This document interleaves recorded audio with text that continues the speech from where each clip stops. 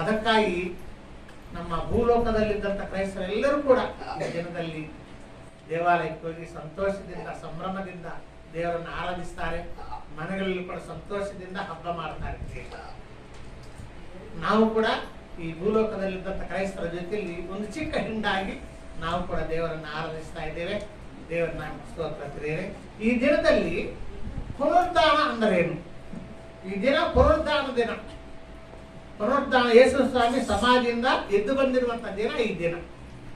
ಇದರ ಅರ್ಥ ಏನು? ಪುನರುದ್ಧಾನ ಅಂದ್ರೆ ಅದರ ಅರ್ಥ ಏನು? ಯಾತಕ್ಕಾಗಿ ಪುನರುದ್ಧಾನವಾಗಿದ್ದಾನೆ ಯೇಸು ಸ್ವಾಮಿ? ಯಾತಕ್ಕಾಗಿ ಜೀವಂತವಾಗಿ ಎದ್ದು ಬಂದಿದ್ದಾನೆ? ಯೇಸು ಸ್ವಾಮಿ ಜೀವಂತವಾಗಿ ಎದ್ದು ಬಂದಿದ್ದರಿಂದ ನಮಗೇನು ಲಾಭ ಆಯಿತು? ನಮಗೇನು ಆಶೀರ್ವಾದ ಸಿಕ್ಕಿದೆ? ಜೀವಂತವಾಗಿ ಎದ್ದು ಬಂದ ನಂತರ ಯೇಸು ಸ್ವಾಮಿ ಏನು ಮಾಡಿದ್ದಾನೆ ಅನ್ನುವಂಥ ವಿಷಯಗಳನ್ನ ಯಾದಿತ್ಯವಾರದಲ್ಲಿ ನಾವು ಧ್ಯಾನ ಮಾಡಲಿಕ್ಕಿದ್ದೇವೆ. ಮೊಟ್ಟ ಮೊದಲನೇದಾಗಿ ಪುನರುದ್ಧಾನ ಅನ್ನೋದು ಭೂಲೋಕದಲ್ಲಿ ಯಾರಿಗೂ ಇನ್ನೂ ತನಕ ಆಗಿಲ್ಲ. ಭೂಲೋಕದಲ್ಲಿದ್ದಂಥ ಮನುಷ್ಯರಲ್ಲಿ ಯಾರಿಗೂ ಕೂಡ ಪುನರುದ್ಧಾನವಾಗಲಿಲ್ಲ. ಪುನರುದ್ಧಾನದ ಅರ್ಥ ಏನು? ಜೀವಂತವಾಗಿ ಎದ್ದು ಬರುದು. ಸತ್ತೋಗಿರುವಂತಹ ಒಬ್ಬ ವ್ಯಕ್ತಿ ಜೀವಂತವಾಗಿ ಎದ್ದು ಬರುದು, ಅದೇ ಪುನರುದ್ಧಾನ. ಮಾಮೂಲಾಗಿ ಜೀವಂತವಾಗಿದ್ದು ಬರುದು ಬೇರೆ, ಪುನರುದ್ಧಾನ ಅನ್ನೋದರಲ್ಲಿ ಬಹಳ ವ್ಯತ್ಯಾಸವಿದೆ. ಈಗ ಲಾಜರನು ಸತ್ತೋಗಿದ್ದಾನೆ. ಮಾರ್ತಾ ಮರಿಯಳ ಅಣ್ಣನಾದ ಅಥವಾ ತಮ್ಮನಾದ ಲಾಜರನು ಸತ್ತೋಗಿದ್ದಾನೆ. ಲಾಜರನು ಸತ್ತೋದ ನಂತರ ಯೇಸು ಸ್ವಾಮಿ ಆತನನ್ನು ಜೀವಂತವಾಗಿ ಎಬ್ಬಿಸಿದ್ದಾನೆ. ಯೇಸು ಸ್ವಾಮಿ ಲಾಜರನನ್ನ ಜೀವಂತವಾಗಿ ಎಬ್ಬಿಸಿದ್ದಾನೆ. ಆದ್ರೆ ಅದು ಪುನರುದ್ಧಾನವಲ್ಲ. ಯಾವ ದೇಹದಿಂದ ಆತನು ಸತ್ತೋಗಿದ್ದಾನೋ ಅದೇ ದೇಹದಿಂದ ಜೀವಂತವಾಗಿ ಎದ್ದು ಬಂದಿದ್ದಾನೆ. ಯೇಸು ಸ್ವಾಮಿ ಅಂತ ಅದ್ಭುತ ಕಾರ್ಯ ಮಾಡಿ ಸತ್ತೋಗಿರುವಂತ ಲಾಜರನನ್ನು ಜೀವಂತವಾಗಿ ಎಬ್ಬಿಸಿದ್ದಾನೆ. ಅದು ಪುನರುದ್ಧಾನವಲ್ಲ. ಪುನರುದ್ಧಾನ ಅಂದ್ರೇನು? ಸತ್ತೋಗಿರುವಂತ ವ್ಯಕ್ತಿ ಎದ್ದು ಬರ್ತಾನೆ. ಆದ್ರೆ ಯಾವ ರೀತಿ ಎದ್ದು ಬರ್ತಾರಪ್ಪ ಅಂತ ಹೇಳಿದ್ರೆ, ಎದ್ದು ಬಂದಿರುವಂತಹ ದೇಹಕ್ಕೆ ಕೆಲವೊಂದು ಶಕ್ತಿಗಳಿರ್ತವೆ. ಅದು ಪುನರುದ್ಧಾನ ದೇಹ ಅಂತ ಹೇಳುತ್ತೇವೆ. ಆ ದೇಹಕ್ಕೆ ಎಂತ ಶಕ್ತಿಗಳು ಇರ್ತವಪ್ಪ ಅಂತ ಹೇಳಿದ್ರೆ, ಪರಲೋಕದ ದೇಹ. ಭೂಲೋಕಕ್ಕೆ ಸಂಬಂಧಪಟ್ಟಿದ್ದಂತ ದೇಹ ಅಲ್ಲ, ಪರಲೋಕಕ್ಕೆ ಸಂಬಂಧಪಟ್ಟಿರುವಂತ ದೇಹ. ಪರಲೋಕದಲ್ಲಿ ವಾಸ ಮಾಡಲಿಕ್ಕೆ ಯೋಗ್ಯವಾಗಿರುವಂತಹ ದೇಹವನ್ನ ಯೇಸು ಸ್ವಾಮಿ ತೆಗೆದುಕೊಂಡು 3ನೇ ದಿನ ಎದ್ದು ಬಂದಿದ್ದಾರೆ. ಈಗ ನೋಡ್ರಿ, ಮೀನು ನೀರಲ್ಲಿ ವಾಸ ಮಾಡ್ತದೆ. ಮೀನು ನೀರಲ್ಲಿ ವಾಸ ಮಾಡ್ತದೆ. ಅದನ್ನ ನೀರನ್ನು ತೆಗೆದುಬಿಟ್ಟು ದಡದ ಮೇಲೆ ಹಾಕಿ ತಿಳ್ಕೊಂಡು 5 ನಿಮಿಷದಲ್ಲಿ ಸತ್ತು ಹೋಗ್ತದೆ. ಆ ಮೀನಿನ ನಿರ್ಮಾಣ, ದೇಹ ನಿರ್ಮಾಣ ನೀರಲ್ಲಿ ಬದುಕುವುದಕ್ಕೆ ಆಗಿ ದೇವರು ಆ ರೀತಿ ನಿರ್ಮಾಣ ಮಾಡಿಬಿಟ್ಟಿದ್ದಾರೆ. ಆ ಮೀನಿನ ದೇಹದಲ್ಲಿ ಅಂತ ಒಂದು ಅವಶ್ಯಕತೆಗಳನ್ನ ಏರ್ಪಾಟ್ ಮಾಡಿ ಬಿಡ್ತಾರೆ. 5 ನಿಮಿಷ ನೆಲದ ಮೇಲೆ ಇರ್ಲಿಕ್ಕೆ ಆದ್ರೂ ಸತ್ತು ಹೋಗ್ತದೆ. ಅದೇ ಮನುಷ್ಯರು ಕೂಡ ನೀರಲ್ಲಿ ಬದುಕಲಿಕ್ಕೆ ಆಗುದಿಲ್ಲ. ನಾವು ನೀರಲ್ಲಿ ಒಂದು 5 ನಿಮಿಷ ಇರ್ಲಿಕ್ಕೆ ಆಗುದು, ನೀರಿನ ಒಳಭಾಗದಲ್ಲಿ 5 ನಿಮಿಷ ಕೂಡ ಇರ್ಲಿಕ್ಕೆ ಆಗುದು, ಸತ್ತು ಹೋಗ್ತೀವಿ ನಾವು. ಯಾಕಪ್ಪ ಅಂತ ಹೇಳಿದ್ರೆ, ನಮ್ಮ ದೇಹವನ್ನ ಭೂಮಿ ಮೇಲೆ, ಗಾಳಿಯಲ್ಲಿ ಈ ಭೂಮಿ ಮೇಲೆ ಬದುಕುವುದಕ್ಕಾಗಿ ನಮ್ಮ ದೇಹವನ್ನು ಆ ರೀತಿ ದೇವರು ನಿರ್ಮಾಣ ಮಾಡಿಟ್ಟಿದ್ದಾರೆ. ಆದ್ದರಿಂದ ಮನುಷ್ಯರ ದೇಹಕ್ಕಿರುವಂತ ಒಂದು ನಿರ್ಮಾಣ ಬೇರೆ, ಮೀನುಗಳಿಗಿರುವಂತ ನಿರ್ಮಾಣ ಬೇರೆ.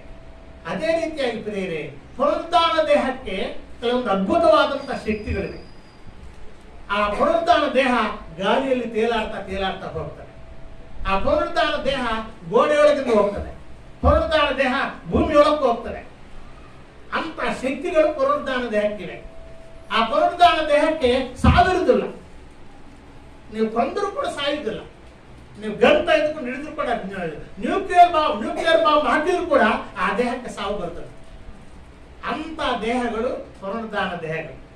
ಅಂತ ದೇಹಗಳು ನಿಮಗೆ ಯೇಸು ಸ್ವಾಮಿ ಎದ್ದು ಬಂದಿದ್ದಾರೆ. ಅದಕ್ಕಾಗಿ ಕ್ರಿಸ್ತನ ಪ್ರಿಯರೇ, ಪುನರುದ್ಧಾನ ಅಂತ ಹೇಳಿದ್ರೆ ಪ್ರಿಯರೇ, ಸತ್ತೋಗಿರುವಂತಹ ದೇಹದಿಂದ ಎದ್ದು ಬರುವುದಲ್ಲ, ಅದು ಅದ್ಭುತವಾದಂತಹ ದೇಹದಿಂದ ಎದ್ದು ಬರುವುದು. ಆ ದೇಹ ಬೇಕಾದ್ರೆ ತಿನ್ನಬಹುದು, ಬೇಡಾದ್ರೆ ಬಿಡಬಹುದು. ಈಗ ಯೇಸು ಸ್ವಾಮಿ 2000 ವರ್ಷಗಳಾಯ್ತು ಸ್ವರ್ಗಲೋಕಕ್ಕೆ ಹೋಗಿ ತಂದೆ ಬಲಪಾರ್ಶ್ವದಲ್ಲಿ ಕುಳಿತುಕೊಂಡಿದ್ದಾನೆ. 2000 ವರ್ಷಗಳಾಯ್ತು. ಈ 2000 ವರ್ಷಗಳಿಂದ ಏನು ತಿಂದಿಲ್ಲ, ಆದ್ರೆ ಆರಾಮಾಗಿದ್ದಾರೆ. 2000 ವರ್ಷಗಳಾಗಿ ಏನು ತಿಂದಿಲ್ಲ, ಆರಾಮಾಗಿದ್ದಾರೆ. ಕ್ರಿಸ್ತನಲ್ಲಿ ಪ್ರಿಯರೇ, ಪುನರುದ್ಧಾನ ದೇಹಕ್ಕೆ ಎಂತ ಶಕ್ತಿ ಇದೆಪ್ಪ ಅಂತ ಹೇಳಿದ್ರೆ, ಮನಸ್ಸು ಮಾಡಿದಾಗ ತಿನ್ನಬಹುದು, ಬೇಡ ಅಂತ ಹೇಳಿದ್ರೆ ಹಾಗೆ ಇರಬಹುದು. ಅಂತ ದೇಹಗಳು ಪುನರುದ್ಧಾನ ದೇಹಗಳು. ಆದ್ದರಿಂದ ಕ್ರಿಸ್ತನಲ್ಲಿ ಪ್ರಿಯರೇ, ಯೇಸು ಸ್ವಾಮಿ ಜೀವಂತವಾಗಿದ್ದು ಬಂದಿದ್ದು ಸಾಧಾರಣವಾದಂತ ಒಂದು ದೇಹದಿಂದ ಅಲ್ಲ, ಅದ್ಭುತವಾದಂತ ದೇಹದಿಂದ, ಪುನರುದ್ಧಾನ ದೇಹದಿಂದ ಆತನು ಎದ್ದು ಬಂದಿದ್ದಾನೆ. ಸಾವಿಲ್ಲದಂತ ದೇಹದಿಂದ ಆತನು ಎದ್ದು ಬಂದಿದ್ದಾನೆ. ಯೇಸು ಸ್ವಾಮಿ ಶಿಲುಬೆ ಮೇಲೆ ಪ್ರಾಣ ಬಿಟ್ಟಾಗಲೂ ಕೂಡ ಎಷ್ಟೋ ಮಂದಿ ಸಮಾಜಗಳಿಂದ ಎದ್ದು ಬಂದಿದ್ದಾರೆ. ಆದರೆ ಅವರು ಎದ್ದು ಬಂದಿದ್ದು ಅದೇ ದೇಹದಿಂದ. ಯಾವ ದೇಹದಲ್ಲಿ ಅವರು ಸತ್ತೋಗಿದ್ದಾರೋ ಅದೇ ದೇಹದಿಂದ ಎದ್ದು ಬಂದಿದ್ದಾರೆ. ಪುನರುತ್ಥಾನವಾಗಲಿಲ್ಲ ಅವರು. ಯೇಸು ಸ್ವಾಮಿ ಒಬ್ಬರೇ ಜಗತ್ತಿನಲ್ಲಿ ಪುನರುತ್ಥಾನವಾಗಿದ್ದು ಬೇರೆ. ಈ ಭೂಮಿ ಹುಟ್ಟಿದ್ದು ಬದಲುಕೊಂಡು ಈ ದಿನದವರೆಗೂ ಕೂಡ ಯಾರು ಕೂಡ ಪುನರುತ್ಥಾನವಾಗಲಿಲ್ಲ. ಯೇಸು ಸ್ವಾಮಿ ಒಬ್ಬರಿಗೆ ಮಾತ್ರ ಪುನರುತ್ಥಾನವಾಗಿದೆ. ಅದಕ್ಕಾಗಿ ಯೇಸು ಸ್ವಾಮಿ 3ನೇ ದಿನ ಸಮಾಧಿಯಿಂದ ಎದ್ದು ಬಂದ ನಂತರ ಶಿಷ್ಯರಿಗೆ ಕಾಣಿಸಿಕೊಂಡಿದ್ದಾರೆ. ಶಿಷ್ಯರು ಪ್ರಕಟಣೆ ಮಾಡಿದ್ದಾರೆ, ಸ್ವಾರ್ಥ ಸಾರಿದ್ದಾರೆ. ಯೇಸು ಸ್ವಾಮಿ ಎದ್ದು ಬಂದಿದ್ದಾನೆ, ಜೀವಂತವಾಗಿ ಎದ್ದು ಬಂದಿದ್ದಾನೆ ಅಂತ ಹೇಳಿ ಅನೇಕರಿಗೆ ಸ್ವಾರ್ಥ ಸಾರಿದ್ದಾರೆ. ಯಾರೂ ನಂಬಲಿಲ್ಲ. ಸ್ವಲ್ಪ ಮಂದಿ ಮಾತ್ರ ನಂಬಿದ್ದಾರೆ. ಬಹಳಷ್ಟು ಮಂದಿ ನಮ್ಮಲ್ಲಿ ಯಾಕಪ್ಪ ಅಂತ ಹೇಳಿದ್ರೆ ಈ ಪುನರುದ್ಧಾರ ಅನ್ನುವಂತ ಮಾತೇ ಗೊತ್ತಿಲ್ಲ. 1ನೇ ಶತಮಾನದಲ್ಲಿ 1ನೇ ಶತಾಬ್ದದಲ್ಲಿ ಪುನರುದ್ಧಾರ ಅನ್ನುವಂತ ಆ ಪದನೇ ಗೊತ್ತಿರಲಿಲ್ಲ ಅವರಿಗೆ. ಅದಕ್ಕಾಗಿ ಶಿಷ್ಯರ ಬೋಧನೆಗೆ ಪರಿಸರ ಶಾಸ್ತ್ರಿಗಳು ಸಭಾ ಮಂದಿರಗಳಲ್ಲಿ ದೇವಾಲಯಗಳಲ್ಲಿ ಮಾಡುತ್ತಿರುವಂತಹ ಬೋಧನೆಗಳಿಗೆ ಯೇಸು ಸ್ವಾಮಿ ಶಿಷ್ಯರು ಮಾಡಿದಂತ ಬೋಧನೆಗಳಿಗೆ ಎಷ್ಟೋ ವ್ಯತ್ಯಾಸವಿದೆ. ಇವರು ಪುನರುದ್ಧಾರ ಅನ್ನುವಂಥದ್ದನ್ನೇ ಒಂದು ಪ್ರಾಮುಖ್ಯವಾದಂತ ಅಂಶವನ್ನಾಗಿ ಬೋಧನೆ ಮಾಡಲಿಕ್ಕೆ ಶುರು ಮಾಡಿದ್ದಾರೆ ಯೇಸು ಸ್ವಾಮಿ ಶಿಷ್ಯರು. ಅವ್ರಿಗೆ ಗೊತ್ತಾಗಲಿಲ್ಲ ಪ್ರಿಯರೇ. ಆಗಿನ ಕಾಲದಲ್ಲಿ 1ನೇ ಶತಮಾನದಲ್ಲಿ ಇರುವಂತ ಯಾವ ಬೋಧಕರಿಗೂ ಕೂಡ ಪುನರುದ್ಧಾರದ ಬಗ್ಗೆ ಗೊತ್ತಾಗಲಿಲ್ಲ. ಶಿಷ್ಯರು ಅದನ್ನೇ ಪರೀಕ್ಷಿಸಿದ್ದಾರೆ. ಯೇಸು ಸ್ವಾಮಿ ಪುನರುದ್ಧಾರವಾಗಿದ್ದಾನೆ, ಆತನು ಜೀವಂತವಾಗಿದ್ದು ಬಂದಿದ್ದಾನೆ ಅಂತ ಹೇಳಿ ಈ ರೀತಿ 1ನೇ ಶತಮಾನದಲ್ಲಿ ಶಿಷ್ಯರು ಪ್ರಕಟಣೆ ಮಾಡಿದಾಗ, ಸ್ವಾರ್ಥ ಸಾರಿದಾಗ ಸಾವಿರಗಟ್ಟಲೆ ಜನರು ಯೇಸು ಸ್ವಾಮಿ ನಂಬಿದ್ದಾರೆ. ಯೇಸು ಸ್ವಾಮಿ ಅನೇಕ ಬಾರಿ ಕಾಣಿಸಿಕೊಂಡಿದ್ದಾರೆ ಶಿಷ್ಯರಿಗೆ. ಪ್ರತ್ಯಕ್ಷವಾಗ್ತಾನೆ, ಅದೃಶ್ಯವಾಗ್ತಾನೆ. ಈ ಪ್ರತ್ಯಕ್ಷವಾಗುವುದು ಅದೃಶ್ಯವಾಗುವುದು ಯೇಸು ಸ್ವಾಮಿ ಭೂಮಿ ಮೇಲೆ ಹುಟ್ಟುವುದಕ್ಕಿಂತ ಹಿಂದಿನ ಕಾಲದಲ್ಲಿ ಕೂಡ ನಡೆದಿದೆ. ಆವಾಗ ಜನ್ಮ ಪಡ್ಕೊಂಡಿಲ್ಲ. ಮರಿಯಮ್ಮನ ಗರ್ಭದಲ್ಲಿ ಬಂದಾಗ ಮಾತ್ರ ಜನ್ಮ ಪಡ್ಕೊಂಡಿದ್ದಾನೆ. ಆದರೆ ಮರಿಯಮ್ಮನ ಗರ್ಭದಲ್ಲಿ ಬರುವುದಕ್ಕಿಂತ ಹಿಂದಿನ ಕಾಲದಲ್ಲಿ ಎಷ್ಟೋ ಬಾರಿ ಭೂಮಿ ಮೇಲೆ ಬಂದಿದ್ದಾನೆ. 1 ಬಾರಿ ಅಲ್ಲ, 2 ಬಾರಿ ಅಲ್ಲ, ಎಷ್ಟೋ ಬಾರಿ ಭೂಮಿ ಮೇಲೆ ಬಂದಿದ್ದಾನೆ, ಮನುಷ್ಯರಿಗೆ ಕಾಣಿಸಿಕೊಂಡಿದ್ದಾನೆ. ಆದರೆ ಯೇಸು ಅನ್ನುವಂಥ ಹೆಸರಿರಲಿಲ್ಲ. ಆ ದಿನಗಳಲ್ಲಿ, ಆ ಕಾಲದಲ್ಲಿ ಯೆಹೋವನ ದೂತನು, ಕರ್ತನ ದೂತನು ಅನ್ನುವಂಥ ಹೆಸರಿನಲ್ಲಿ ಕಾಣಿಸಿಕೊಂಡಿದ್ದಾರೆ. ಯಾಕೋಬನು ಅನ್ನೋ ಸಮಯದಲ್ಲಿ ಯೆಹೋವನ ದೂತನೊಂದಿಗೆ ಹೋರಾಡುತ್ತಾರೆ ಯಾಕೋಬ. ನೀವು ನನ್ನನ್ನು ಆಶೀರ್ವಾದ ಮಾಡುವ ತನಕ ನಾನು ನಿನ್ನನ್ನು ಬಿಡುವುದಿಲ್ಲ ಅಂತ ಹೇಳಿ ಹೋರಾಡುತ್ತಾರೆ. ಆ ಹೋರಾಡಿದ್ದು ಯೇಸು ಸ್ವಾಮಿ. ಆ ದಿನಗಳಲ್ಲಿ ಯೇಸು ಸ್ವಾಮಿ ಅನ್ನುವಂಥ ಹೆಸರಿರಲಿಲ್ಲ. ಯೆಹೋವನ ದೂತನು ಅನ್ನುವಂಥ ಹೆಸರಿದೆ, ಕರ್ತನ ದೂತನು ಅನ್ನುವಂಥ ಹೆಸರಿದೆ. ಅಬ್ರಹಾಮನ ಹೆಂಡತಿ ಆಗಿರುವಂಥ ಹಾಗರು, ಅಬ್ರಹಾಮನ ಕಲಿಸಿಕೊಟ್ಟಾಗ ಆ ಹಾಗರ ಮಗನಿಗೆ ಇಸ್ಮಾಯಿಲ್ಗೆ ನೀರಿಲ್ಲ. ಆ ನೀರಿಲ್ಲದಂತ ಸಮಯದಲ್ಲಿ ಸಾಯಲಿಕ್ಕೆ ತಯಾರಾಗಿದ್ದಾನೆ ಮಗು. ಆ ಹಾಗರೆಂಬ ತಾಯಿ ಮಗುವನ ಮುಖ ನೋಡ್ಲಿಕ್ಕೆ ಆಗಲಿಲ್ಲ. ನನ್ನ ಮಗ ಸಾಯ್ತಾ ಇದ್ದಾನೆ, ನೀರಿಲ್ಲ, ಈ ಎಡಾರಿಯಲ್ಲಿ ನೀರಿಲ್ಲ, ನನ್ನ ಮಗ ಸಾಯ್ತಾ ಇದ್ದಾನೆ, ಅವನ ಸಾವು ನಾನು ನೋಡ್ಲಿಕ್ಕೆ ಆಗುದಿಲ್ಲ ಅಂತ ಹೇಳಿ ಆ ಮಗುವನ್ನ ಒಂದು ಗಿಡದ ಬಡದಲ್ಲಿ ಇಟ್ಟು ದೂರ ಸರಿದು ಬಿಡ್ತಾರೆ. ಅಯ್ಯೋ, ನನಗೆ ಎಂತ ಪರಿಸ್ಥಿತಿ ಬಂದಿದೆ, ನನ್ನ ಮಗ ಸಾಯ್ತಾ ಇದ್ದಾನೆ, ಅವನು ನೀರು ಕೊಡ್ಲಿಕ್ಕೆ ನನ್ನ ಕಡೆ ನೀರಿಲ್ಲ ಅಂತ ಹೇಳಿ ಎಷ್ಟೋ ದುಃಖ ಪಡ್ತಿರ್ತಾರೆ. ಆ ಸಮಯದಲ್ಲಿ ಯೆಹೋವನ ದೂತರು ಕಾಣಿಸಿಕೊಳ್ತಾರೆ. ಆತನ ಯೇಸು ಸ್ವಾಮಿ. ಎಷ್ಟೋ ಬಾರಿ ಹಿಂದಿನ ಕಾಲದಲ್ಲಿ, ಹಳೆ ಒಡಂಬಡಿಕೆ ಕಾಲದಲ್ಲಿ ಯೇಸು ಸ್ವಾಮಿ ದೇವದೂತ ರೂಪದಲ್ಲಿ ಮನುಷ್ಯರಿಗೆ ಕಾಣಿಸಿಕೊಂಡಿದ್ದಾರೆ. ಇವಾಗ ಪುನರುತ್ಥಾನವಾದ ನಂತರ ಕೂಡ ಎಷ್ಟೋ ಬಾರಿ ಕಾಣಿಸಿಕೊಂಡಿದ್ದಾರೆ. ಪ್ರತ್ಯಕ್ಷವಾಗ್ತಾನೆ, ಅದೃಶ್ಯವಾಗ್ತಾನೆ. ಶಿಷ್ಯರಿಗೆ ಪ್ರತ್ಯಕ್ಷವಾಗ್ತಾನೆ ಮತ್ತು ಅದೃಶ್ಯವಾಗ್ತಾನೆ. ಅಂತ ದೇಹ, ಆ ದೇಹಕ್ಕಂತ ಶಕ್ತಿ ಇದೆ ಪುನರುತ್ಥಾನ. ಸರಿ ಪ್ರಿಯರೇ, ಯಾದಿತ್ಯವಾರದಲ್ಲಿ ನಾವು ಧ್ಯಾನ ಮಾಡೋದೇನಪ್ಪ ಅಂತ ಹೇಳಿದರೆ, ಯೇಸು ಸ್ವಾಮಿ ಪುನರುತ್ಥಾನವಾಗಿದ್ದರಿಂದ ನಾವು ನೀತಿವಂತರಾಗಿದ್ದೇವೆ. ಇದು ಹೇಗೆ ಸಾಧ್ಯ ರೀ? ಯೇಸು ಸ್ವಾಮಿ ಯಾವುದೋ 2000 ವರ್ಷಗಳ ಹಿಂದೆ ಆತನ ಪುನರುತ್ಥಾನವಾದ ಸಮಾಜದಿಂದ ಎದ್ದು ಬಂದಿದ್ದಾರೆ, ಮರಣವನ್ನು ಜಯಿಸಿದ್ದಾರೆ, ಪುನರುತ್ಥಾನವಾಗಿ ಎದ್ದು ಬಂದಿದ್ದಾರೆ. ಆದರೆ ಪೌಲನು ಬರೆಯುತ್ತಾನೆ, ಯೇಸು ಸ್ವಾಮಿ ಪುನರುತ್ಥಾನವಾಗಿದ್ದರಿಂದ ನಾವು ನೀತಿವಂತರಾಗಿದ್ದೇವೆ. ಮತ್ತೊಮ್ಮೆ ಓದಿಕೊಳ್ಳೋಣ ಆ ವಚನ ಭಾಗವನ್ನ. ನಮ್ಮ ಅಪರಾಧಗಳ ನಿಮಿತ್ತ ಮರಣಕ್ಕೆ ಒಪ್ಪಿಸಿಕೊಟ್ಟು ನಮಗೆ ನೀತಿವಂತರೆಂಬ ನಿರ್ಣಯವು ಉಂಟಾಗುವ ನಿಮಿತ್ತ ಜೀವದಿಂದ ಎಬ್ಬಿಸಿದನು.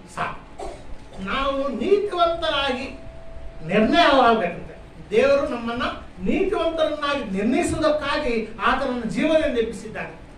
ಎಷ್ಟೋ ಮರ್ಮ ಇದರಲ್ಲಿ ಅಡಕವಾಗಿದ್ದರೆ, ಅದ್ಭುತವಾದಂತ ರಹಸ್ಯ ಈ ವಚನದಲ್ಲಿದೆ. ಯೇಸು ಸ್ವಾಮಿ ಜೀವಂತವಾಗಿ ಎದ್ದು ಬಂದಿದ್ದರಿಂದ ನಾವು ನೀತಿವಂತರಾಗಿದ್ದೇವೆ. ದೇವರು ಟ್ರಾನ್ಸ್ಫರ್ ಮಾಡಿದ ನಮ್ಮ ಪಾಪವನ್ನ ಯೇಸು ಸ್ವಾಮಿ ತಲೆ ಮೇಲೆ ಇಟ್ಟುಬಿಟ್ಟಿದ್ದಾನೆ. ಯೇಸು ಸ್ವಾಮಿಯಲ್ಲಿದ್ದಂತ ನೀತಿಯನ್ನ ನಮ್ಮ ತಲೆ ಮೇಲೆ ಇಟ್ಟುಬಿಟ್ಟಿದ್ದಾನೆ. ಈ ರೀತಿ ಟ್ರಾನ್ಸ್ಫರ್ ಮಾಡಿಬಿಟ್ಟು ಆ ಕಡೆ ಈ ಕಡೆ ಈ ಕಡೆ ಆ ಕಡೆ. ನಾವು ಕೆಲವು ಬಾರಿ ಮನೆಗಳಲ್ಲಿ ಅವ್ರ ಜೀವನ ಮಕ್ಕಳಿದ್ರೆ ಇವನ ಶರ್ಟ್ ಅವನಿಗೆ, ಅವನ ಶರ್ಟ್ ಇವನಿಗೆ ಹಾಕ್ಬಿಡ್ತೇವೆ. ನಮ್ಗೆ ಗೊತ್ತಾದ್ರೆ ಇಬ್ಬರು ಸೇಮ್ ಇರ್ತಾರೆ, ಅವ್ರ ಜೀವಲಿದ್ದಾರೆ. ಶರ್ಟ್ ಇವನ ಶರ್ಟ್ ಅವ್ರಿಗೆ ಬರ್ತದೆ, ಅವನ ಶರ್ಟ್ ಇವ್ರಿಗೆ ಬರ್ತದೆ. ತಾಯಿ ಚೇಂಜ್ ಮಾಡಿಬಿಡ್ತಾರೆ. ದೇವರು ಮಾಡಿದ್ದೇನಪ್ಪ ಅಂತ ಹೇಳಿದ್ರೆ ಯೇಸು ಸ್ವಾಮಿಯಲ್ಲಿದ್ದಂತ ನೀತಿಯನ್ನು ನಮಗೆ ಕೊಟ್ಟು ಬಿಟ್ಟಿದ್ದಾನೆ. ನಮ್ಮಲ್ಲಿದ್ದಂತ ಪಾಪವನ್ನ ಯೇಸು ಸ್ವಾಮಿ ಕೊಟ್ಟು ಬಿಟ್ಟಿದ್ದಾನೆ. ಯೇಸು ಸ್ವಾಮಿ ನಮಗೋಸ್ಕರವಾಗಿ ಪಾಪಿಯಾಗಿದ್ದಾನೆ.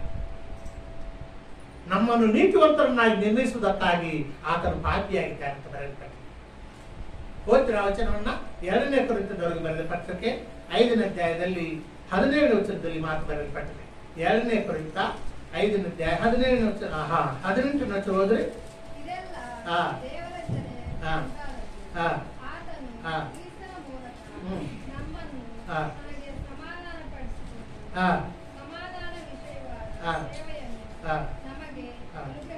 ಇಪ್ಪತ್ತೊಂದನೇ ವಚನ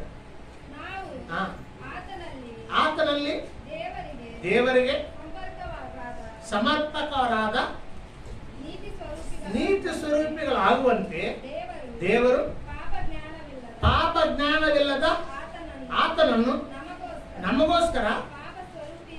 ಪಾಪ ಸ್ವರೂಪಿಯಾಗ ನಮಗೋಸ್ಕರವಾಗಿ ಆತನನ್ನು ಪಾಪಿಯನ್ನಾಗಿ ಮಾಡಿದ್ದಾರಂತೆ. ಆತನಿಗಿದ್ದಂತ ನೀತಿ ನಮಗೆ ಕೊಟ್ಟು ಬಿಟ್ಟಿದ್ದಾರೆ, ಚೇಂಜ್ ಮಾಡಿಬಿಟ್ಟಿದ್ದಾರೆ. ಭೂಲೋಕದಲ್ಲಿ ಯೇಸು ಸ್ವಾಮಿ ಬರೇ ನೀತಿವಂತರು. ಬೈಬಲ್ ಹೇಳಿದ್ದೇನಪ್ಪ ಅಂತ ಹೇಳಿದ್ರೆ ಎಲ್ಲರೂ ಪಾಪ ಮಾಡಿ ದೇವರ ಮಹಿಮೆಯನ್ನು ಹೊಂದದೇ ಹೋಗಿದ್ದಾರೆ ಅಂತ ಬರೆಯಲ್ಪಟ್ಟಿದೆ. ಎಲ್ಲರೂ ಪಾಪ ಮಾಡ್ತಾರೆ. ಭೂಮಿ ಮೇಲೆ ಹುಟ್ಟಿದ್ದಂತ ಪ್ರತಿಯೊಬ್ಬ ಮನುಷ್ಯರು ಪಾಪ ಮಾಡ್ತಾರೆ.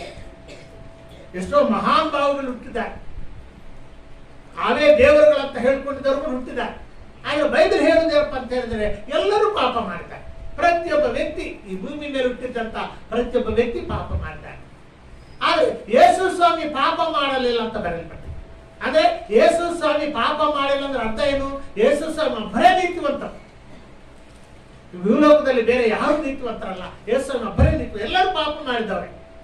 ಅದಕ್ಕಾಗಿ ದೇವರೇನ್ ಮಾಡಿದ್ದಪ್ಪ ಅಂತ ಹೇಳಿದ್ರೆ ಯೇಸು ಸ್ವಾಮಿಯಲ್ಲಿದ್ದಂತ ನೀತಿಯನ್ನ ಮನುಷ್ಯರು ಕೊಟ್ಟು ಬಿಟ್ಟಿದ್ದಾನೆ. ಮನುಷ್ಯರ ಮೇಲಿದ್ದಂತ ಪಾಪವನ್ನ ಯೇಸು ಸ್ವಾಮಿ ಕೊಟ್ಟು ಬಿಟ್ಟಿದ್ದಾನೆ, ಟ್ರಾನ್ಸ್ಫರ್ ಮಾಡಿಬಿಟ್ಟಿದ್ದಾರೆ. ಎಷ್ಟು ಪ್ರೀತಿ ದೇವರಿಗೆ ಈ ಲೋಕದ ಮೇಲಿದೆ, ಮನುಷ್ಯರ ಮೇಲಿದೆ ಅನ್ನುವಂಥದ್ದನ್ನ ಇಲ್ಲಿ ಗೊತ್ತಾಗ್ತದೆ. ಯೋಹಾನನು ಬರೆದಿರುವ ಸುವಾರ್ತೆಯಲ್ಲಿ 3:16 ನಮಗೆಲ್ಲರೂ ತಿಳಿದಿರುವಂತ ವಾಕ್ಯ. ದೇವರ ಲೋಕದ ಮೇಲೆ ಎಷ್ಟೋ ಪ್ರೀತಿಯನ್ನಿಟ್ಟು ತನ್ನ ಒಬ್ಬನೇ ಮಗನನ್ನು ಕೊಟ್ಟ ಅಂತ ಬರೆಯಲ್ಪಟ್ಟಿದೆ. ಅಲ್ಲಿ ಕೆಲವು ಪದಗಳನ್ನ ಅಲ್ಲಿ ಪವಿತ್ರಾತ್ಮ ದೇವರು ಕೆಲವು ಪದಗಳನ್ನು ಕಟ್ ಮಾಡಿದ್ದಾರೆ. ಯಾಕಂದ್ರೆ ಅದು ಒಳ್ಳೆಯದಕ್ಕೆ ಕಟ್ ಮಾಡಿದ್ದಾರೆ, ನಮಗೆ ಅರ್ಥವಾಗಬಾರ್ದು ಅಂತ ಹೇಳಲ್ಲ. ಅದರಲ್ಲಿರುವಂತ ರಹಸ್ಯಗಳು ನಾವು ತಿಳ್ಕೊಳ್ಬೇಕು. ಯಾವ ರೀತಿ ನಾವು ಆಧ್ಯಾತ್ಮಿಕ ಬೆಳೀತಾ ಬೆಳೀತಾ ಬೆಳೀತಾ ಬೆಳೀತಾ ಹೋಗ್ತಾವೋ ಆವಾಗ ನಮಗೆ ಅರ್ಥವಾಗ್ತದೆ. ದೇವರು ಲೋಕದ ಮೇಲೆ ಎಷ್ಟೋ ಪ್ರೀತಿಯನ್ನಿಟ್ಟ, ಒಳ್ಳೆಯದು. ಪ್ರೀತಿಯನ್ನಿಟ್ಟಿದಾಗ ತನ್ನ ಮಗನನ್ನ ಕೊಟ್ಟನಪ್ಪ. ಅಲ್ಲೇನೋ ಒಂದು ವಾಕ್ಯ ಮಿಸ್ ಆಗಿದೆ. ಅಲ್ಲಿ ಒಂದು ವಾಕ್ಯ ಮಿಸ್ ಆಗಿದೆ. ದೇವರು ಲೋಕದ ಮೇಲೆ ಎಷ್ಟೋ ಪ್ರೀತಿಯನ್ನಿಟ್ಟಿದನು. ಈ ಲೋಕವು ಹಾಳಾದ ಲೋಕವನ್ನು ಸರಿಪಡಿಸಲಿಕ್ಕೆ ಆ ಮಗನನ್ನು ಕೊಟ್ಟ. ಅನೇಕ ರಹಸ್ಯಗಳು ಅಲ್ಲೆಲ್ಲಿ ಮಿಸ್ ಆಗಿದ್ದಾವೆ. ತನ್ನ ಒಬ್ಬನೇ ಮಗನನ್ನು ಕೊಟ್ಟಿದ್ದಾನೆ. ಆ ಮಗನ ಮೇಲೆ ಲೋಕದ ಪಾಪವನ್ನೆಲ್ಲ ಆ ಮಗನ ತಲೆ ಮೇಲೆ ಇಟ್ಟುಬಿಟ್ಟು ಆ ಮಗನಲ್ಲಿದ್ದಂತಹ ನೀತಿಯನ್ನ ಲೋಕಕ್ಕೆ ಕೊಟ್ಟುಬಿಟ್ಟಿದ್ದಾನೆ. ಹಾಗಾದ್ರೆ ಲೋಕದಲ್ಲಿದ್ದವರು ಎಲ್ಲರಿಗೂ ನೀತಿ ಸಿಕ್ಕಿದೆ ಅಂತ ಹೇಳಿದ್ರೆ ಅಂಗೀಕಾರ ಮಾಡಿದವ್ರಿಗೆ ಮಾತ್ರ ಸಿಕ್ತದೆ. ಹೌದು, ದೇವರು ತನ್ನ ಮಗನನ್ನ ಭೂಮಿ ಮೇಲೆ ಕಳಿಸಿ ಲೋಕದ ಪಾಪವನ್ನು ಮಗನ ಮೇಲೆ ಇಟ್ಟು ಆ ಮಗನ ನೀತಿಯನ್ನ ಲೋಕಕ್ಕೆ ಕೊಟ್ಟಿದ್ದಾನೆ ಅಂತೇಳಿ ನಂಬುತ್ತಾರೆ, ಅವ್ರಿಗೆ ಮಾತ್ರ ಸಿಕ್ತು, ನಂಬದವ್ರಿಗಿಲ್ಲ. ಈಗ ಕಾಲಿ ನದಿಯಲ್ಲಿ ಎಷ್ಟೋ ನೀರಿದೆ. ಕಾಲಿ ನದಿಯಲ್ಲಿ ಈ ದಾಂಡೇಲಿ ಪಟ್ಟಣಕ್ಕೆ ಕಾಲಿ ನದಿ ಇದೆ. ಆ ಕಾಲಿ ನದಿ ಎಷ್ಟೋ ನೀರಿದೆ. ಯಾರು ಬೇಕಾಗಿರೋರು ತಗೊಳ್ಬಹುದು, ಯಾರು ತಡೆಯುವಂಗಿಲ್ಲ. ಅನೇಕ ಮಂದಿ ಹೋಗಿ ತಗೊಳ್ತಾರೆ, ಕೆಲವು ಮಂದಿ ಪೈಪ್ ಲೈನ್ ಮುಖಾಂತರ ತಗೊಳ್ತಿದ್ದಾರೆ, ಯಾವುದೋ ಒಂದು ರೀತಿಯಿಂದ ಅನೇಕ ತಗೊಳ್ತಿದ್ದಾರೆ. ಆದ್ರೆ ಯಾರು ತಗೊಳ್ಳೋದಿಲ್ಲ, ಅವ್ರು ಸಿಗುದಿಲ್ಲ. ನಮಗೆ ನಲ್ಲಿ ಬೇಡ, ನಾವು ಕಾಲಿ ನದಿಗೆ ಹೋಗುದಿಲ್ಲ, ನಾವು ಬೋರ್ ಹಾಕೊಳ್ತೀವಿ ಅಂತ ಹೇಳಿದ್ರೆ ಯಾರು ಬಲವಂತ ಮಾಡುದಿಲ್ಲ. ನಾವು ಬೋರ್ನಿಂದನೇ ನಾವು ನೀರು ತಗೋತೀವಿ, ಕಾಲಿ ನದಿಗೆ ಹೋಗುದಿಲ್ಲ, ಪೈಪ್ ಲೈನ್ ಹಾಕೊಳ್ಳೋದಿಲ್ಲ, CMC ಬಿಲ್ ಕಟ್ಟೋದಿಲ್ಲ, ನಮ್ಗೆ ಬೋರ್ ಇದ್ರೆ ಸಾಕಂತ ಹೇಳಿ ಎಷ್ಟೋ ಮಂದಿ ಆ ರೀತಿ ಹಾಕೊಂಡ್ರೆ ಅವ್ರು ಯಾರು ಬಲವಂತ ಮಾಡುದಿಲ್ಲ. ಬೇರೆ ಇರುವುದು ಮಾತ್ರ ನದಿರು ಮಾತ್ರ ಎಲ್ಲರಿಗೆ. ಯಾರಿಗೆ ಅಡ್ಡಿ ಇಲ್ಲ, ಯಾರಾದ್ರೂ ಹೋಗಿ ನೀರು ತಗೊಳ್ಬಹುದು.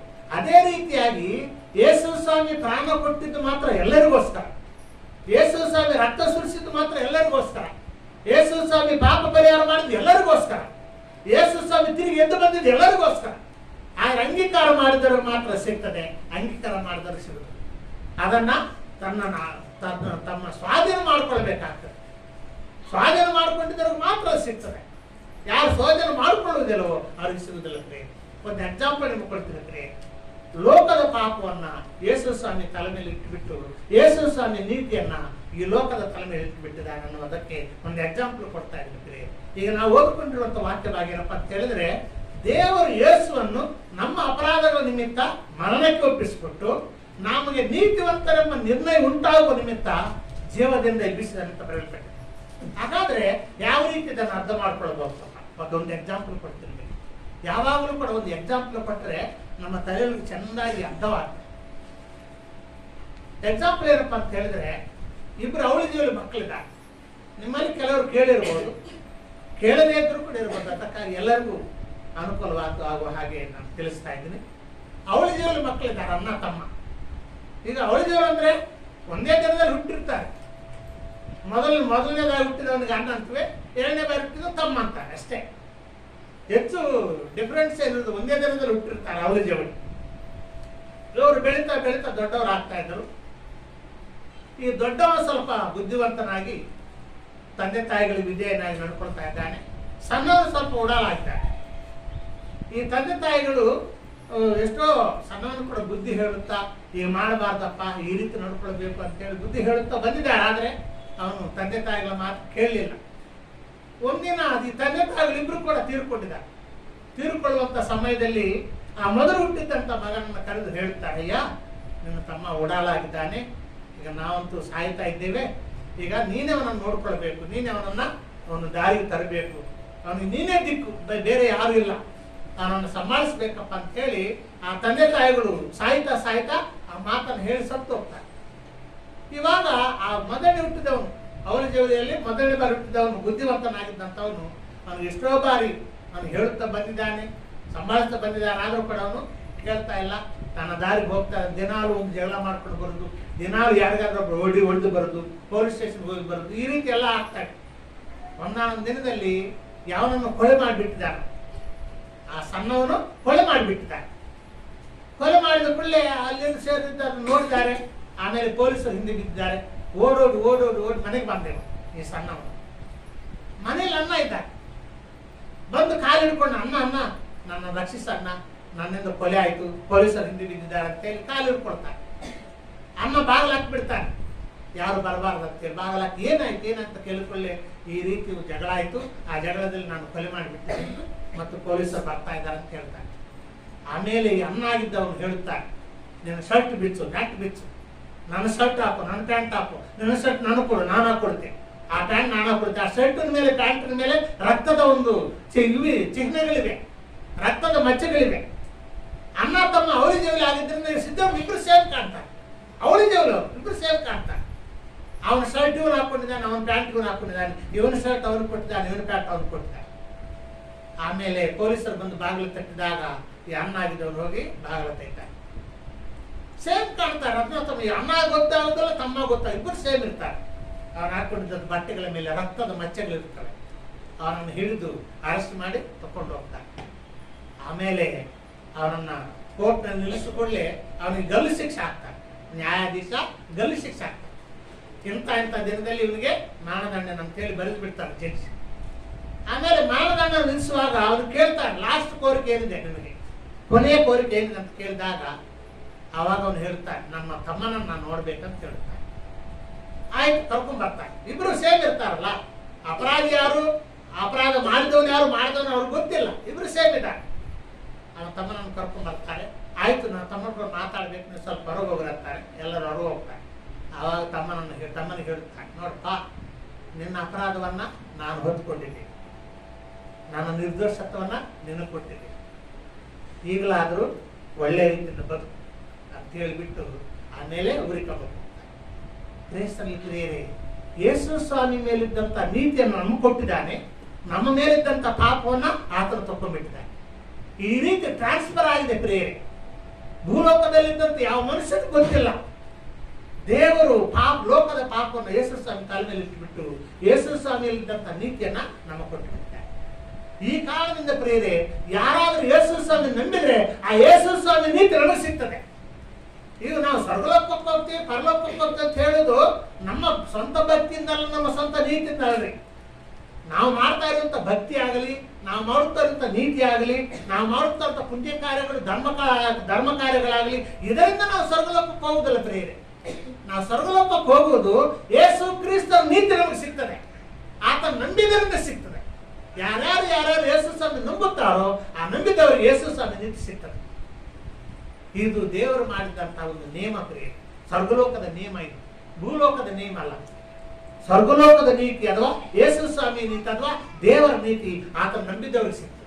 ಓದ್ತಿರ ವಚನವನ್ನ ರೋಮಾಪುರದವರು ಬರೆದ ಪತ್ರಕ್ಕೆ 3ನೇ ಅಧ್ಯಾಯ 20ನೇ ವಚನ ಓದ್ರಿ. 21ನೇ ವಚನ. ದೇವರಿಂದ ದೊರಕುವ ನೀತಿ ಧರ್ಮಶಾಸ್ತ್ರ ನಿಯಮಗಳಿಲ್ಲದೆ ಪ್ರಕಟವಾಗಿದೆ. ಧರ್ಮಶಾಸ್ತ್ರದಿಂದಲೂ ಪ್ರವಾದಿಗಳ ನುಡಿಗಳಿಂದಲೂ ಸಾಕ್ಷ್ಯಗೊಂಡಿರುತ್ತದೆ.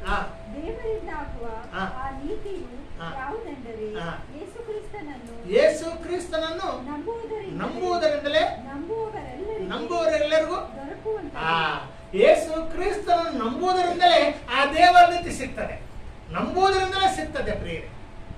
ಆ ನಂಬಿಕೆಯಿಂದ ಇಂಥ ಅದ್ಭುತ ಕಾರ್ಯ ಆಗ್ತದೆ ಪ್ರಿಯರೇ. ಇದೇನ್ರಿ ಬರೇ ನಂಬಿದ್ರೆ ದೇವರ ನೀತಿ ನಮಗೆ ಹೆಂಗ ಸಿಗ್ತದ್ರಿ ಅಂತ ನೀವು ಕೇಳ್ಬೋದು. ಮೊಸರು ಮಾಡುವಾಗ ಏನ್ ಮಾಡ್ತಾರೆ, ಹಾಲನ್ನ ಸ್ವಲ್ಪ ಬಿಸಿ ಮಾಡ್ತಾರೆ. ಹಾಲನ್ನು ಬಿಸಿ ಮಾಡಿ ಆಮೇಲೆ ಸ್ವಲ್ಪ ಹೊತ್ತಾದ ನಂತರ ಸ್ವಲ್ಪ ಮಜ್ಜಿಗೆ ಹಾಕ್ಬಿಡ್ತಾರೆ. ಏನಾಗ್ತದ್ರಿ, ಹಾಲನ್ನು ಬಿಸಿ ಮಾಡಿ ಸ್ವಲ್ಪ ಮಜ್ಜಿಗೆ ಹಾಕ್ಬಿಡ್ತೀವಿ, ಏನಾಗ್ತದೆ, ಮೊಸರು ಆಗ್ತದೆ. ಹಾಲನ್ನು ಬಿಸಿ ಮಾಡಿ ಸ್ವಲ್ಪ ಮಜ್ಜಿಗೆ ಹಾಕ್ಬಿಟ್ರೆ ಆಮೇಲೆ ಮೊಸರು ಆಗ್ತದೆ. ಹೆಂಗ ಆಗ್ತದೆ, ಅದಾಗ್ತದೆ, ಮೊಸರು ಆಗ್ಬಿಡ್ತದೆ, ನಮ್ಗೆಲ್ಲರೂ ಗೊತ್ತಿದೆ. ಅದೇ ರೀತಿಯಾಗಿ ಯೇಸು ಸ್ವಾಮಿ ನಂಬಿದಾಗ ದೇವರ ನೀತಿ ನಮ್ಗೆ ಗೊತ್ತಾಗ್ತದೆ. ಅದು ನಂಬಿಕೆಯಿಂದ ಆಗ್ತದೆ. ದೇವರ ನಂಬಿಕೆಯನ್ನ ಸೀಲ್ ಹಾಕಿಬಿಟ್ಟಿದ್ದಾರೆ. ಯಾರ್ಯಾರು ಯೇಸು ಕ್ರಿಸ್ತರನ್ನ ನಂಬಿಕೆ ಇಡುತ್ತಾರೋ ಅವರೆಲ್ಲರಿಗೂ ನೀತಿವಂತ ಎಂಬಂತ ಒಂದು ಸೀಲ್ ಹಾಕಿಬಿಡ್ತಾರೆ ದೇವರು. ಇದು ದೇವರು ಮಾಡುವಂತ ನಿರ್ಣಯ, ಮನುಷ್ಯರು ಕೊಡುವಂತದ್ದಲ್ಲ. ಈ ಭೂಲೋಕದಲ್ಲಿ ಪ್ರಿಯರೇ, ನಾನು ಹೇಳುತ್ತಾ ಇದ್ದೇನೆ, ನಾವು ಪ್ರಾಣ ತ್ಯಾಗ ಮಾಡಿದ್ರು ಕೂಡ ನಮ್ಗೆ ನೀತಿವಂತರಂತ ಭೂಲೋಕ ಹೇಳುದಿಲ್ಲ. ನಮಗೆ ನಾವೆಷ್ಟೇ ತ್ಯಾಗ ಮಾಡಿ, ಎಷ್ಟೇ ಉಪಕಾರ ಮಾಡಿ, ಏನು ಮಾಡಿದ್ರು ಕೂಡ ಈ ಭೂಲೋಕದಲ್ಲಿದ್ದಂಥ ಮನುಷ್ಯರಾಗಲಿ ಅಧಿಕಾರಿಗಳಾಗಲಿ ಇವನು ನೀತಿವಂತ ಅಂತ ಹೇಳುವುದಿಲ್ಲ ಪ್ರಿಯರೇ. ಆದರೆ ದೇವರು ನಮ್ಮನ್ನು ನೀತಿವಂತ ಅಂತ ಕರೀತಾರೆ. ಓದ್ತಿರ ವಚನವನ್ನ ರೋಮಾಪುರದವ್ರಿಗೆ ಬರೆದ ಪತ್ರಕ್ಕೆ 8ನೇ ಅಧ್ಯಾಯ 33ನೇ ವಚನ. ಯಾರಾದ್ರೂ ಬರೋದ್ರಿ? ರೋಮಾಪುರದವ್ರಿಗೆ ಬರೆದ ಪತ್ರಕ್ಕೆ 8ನೇ ಅಧ್ಯಾಯ 33ನೇ ವಚನ.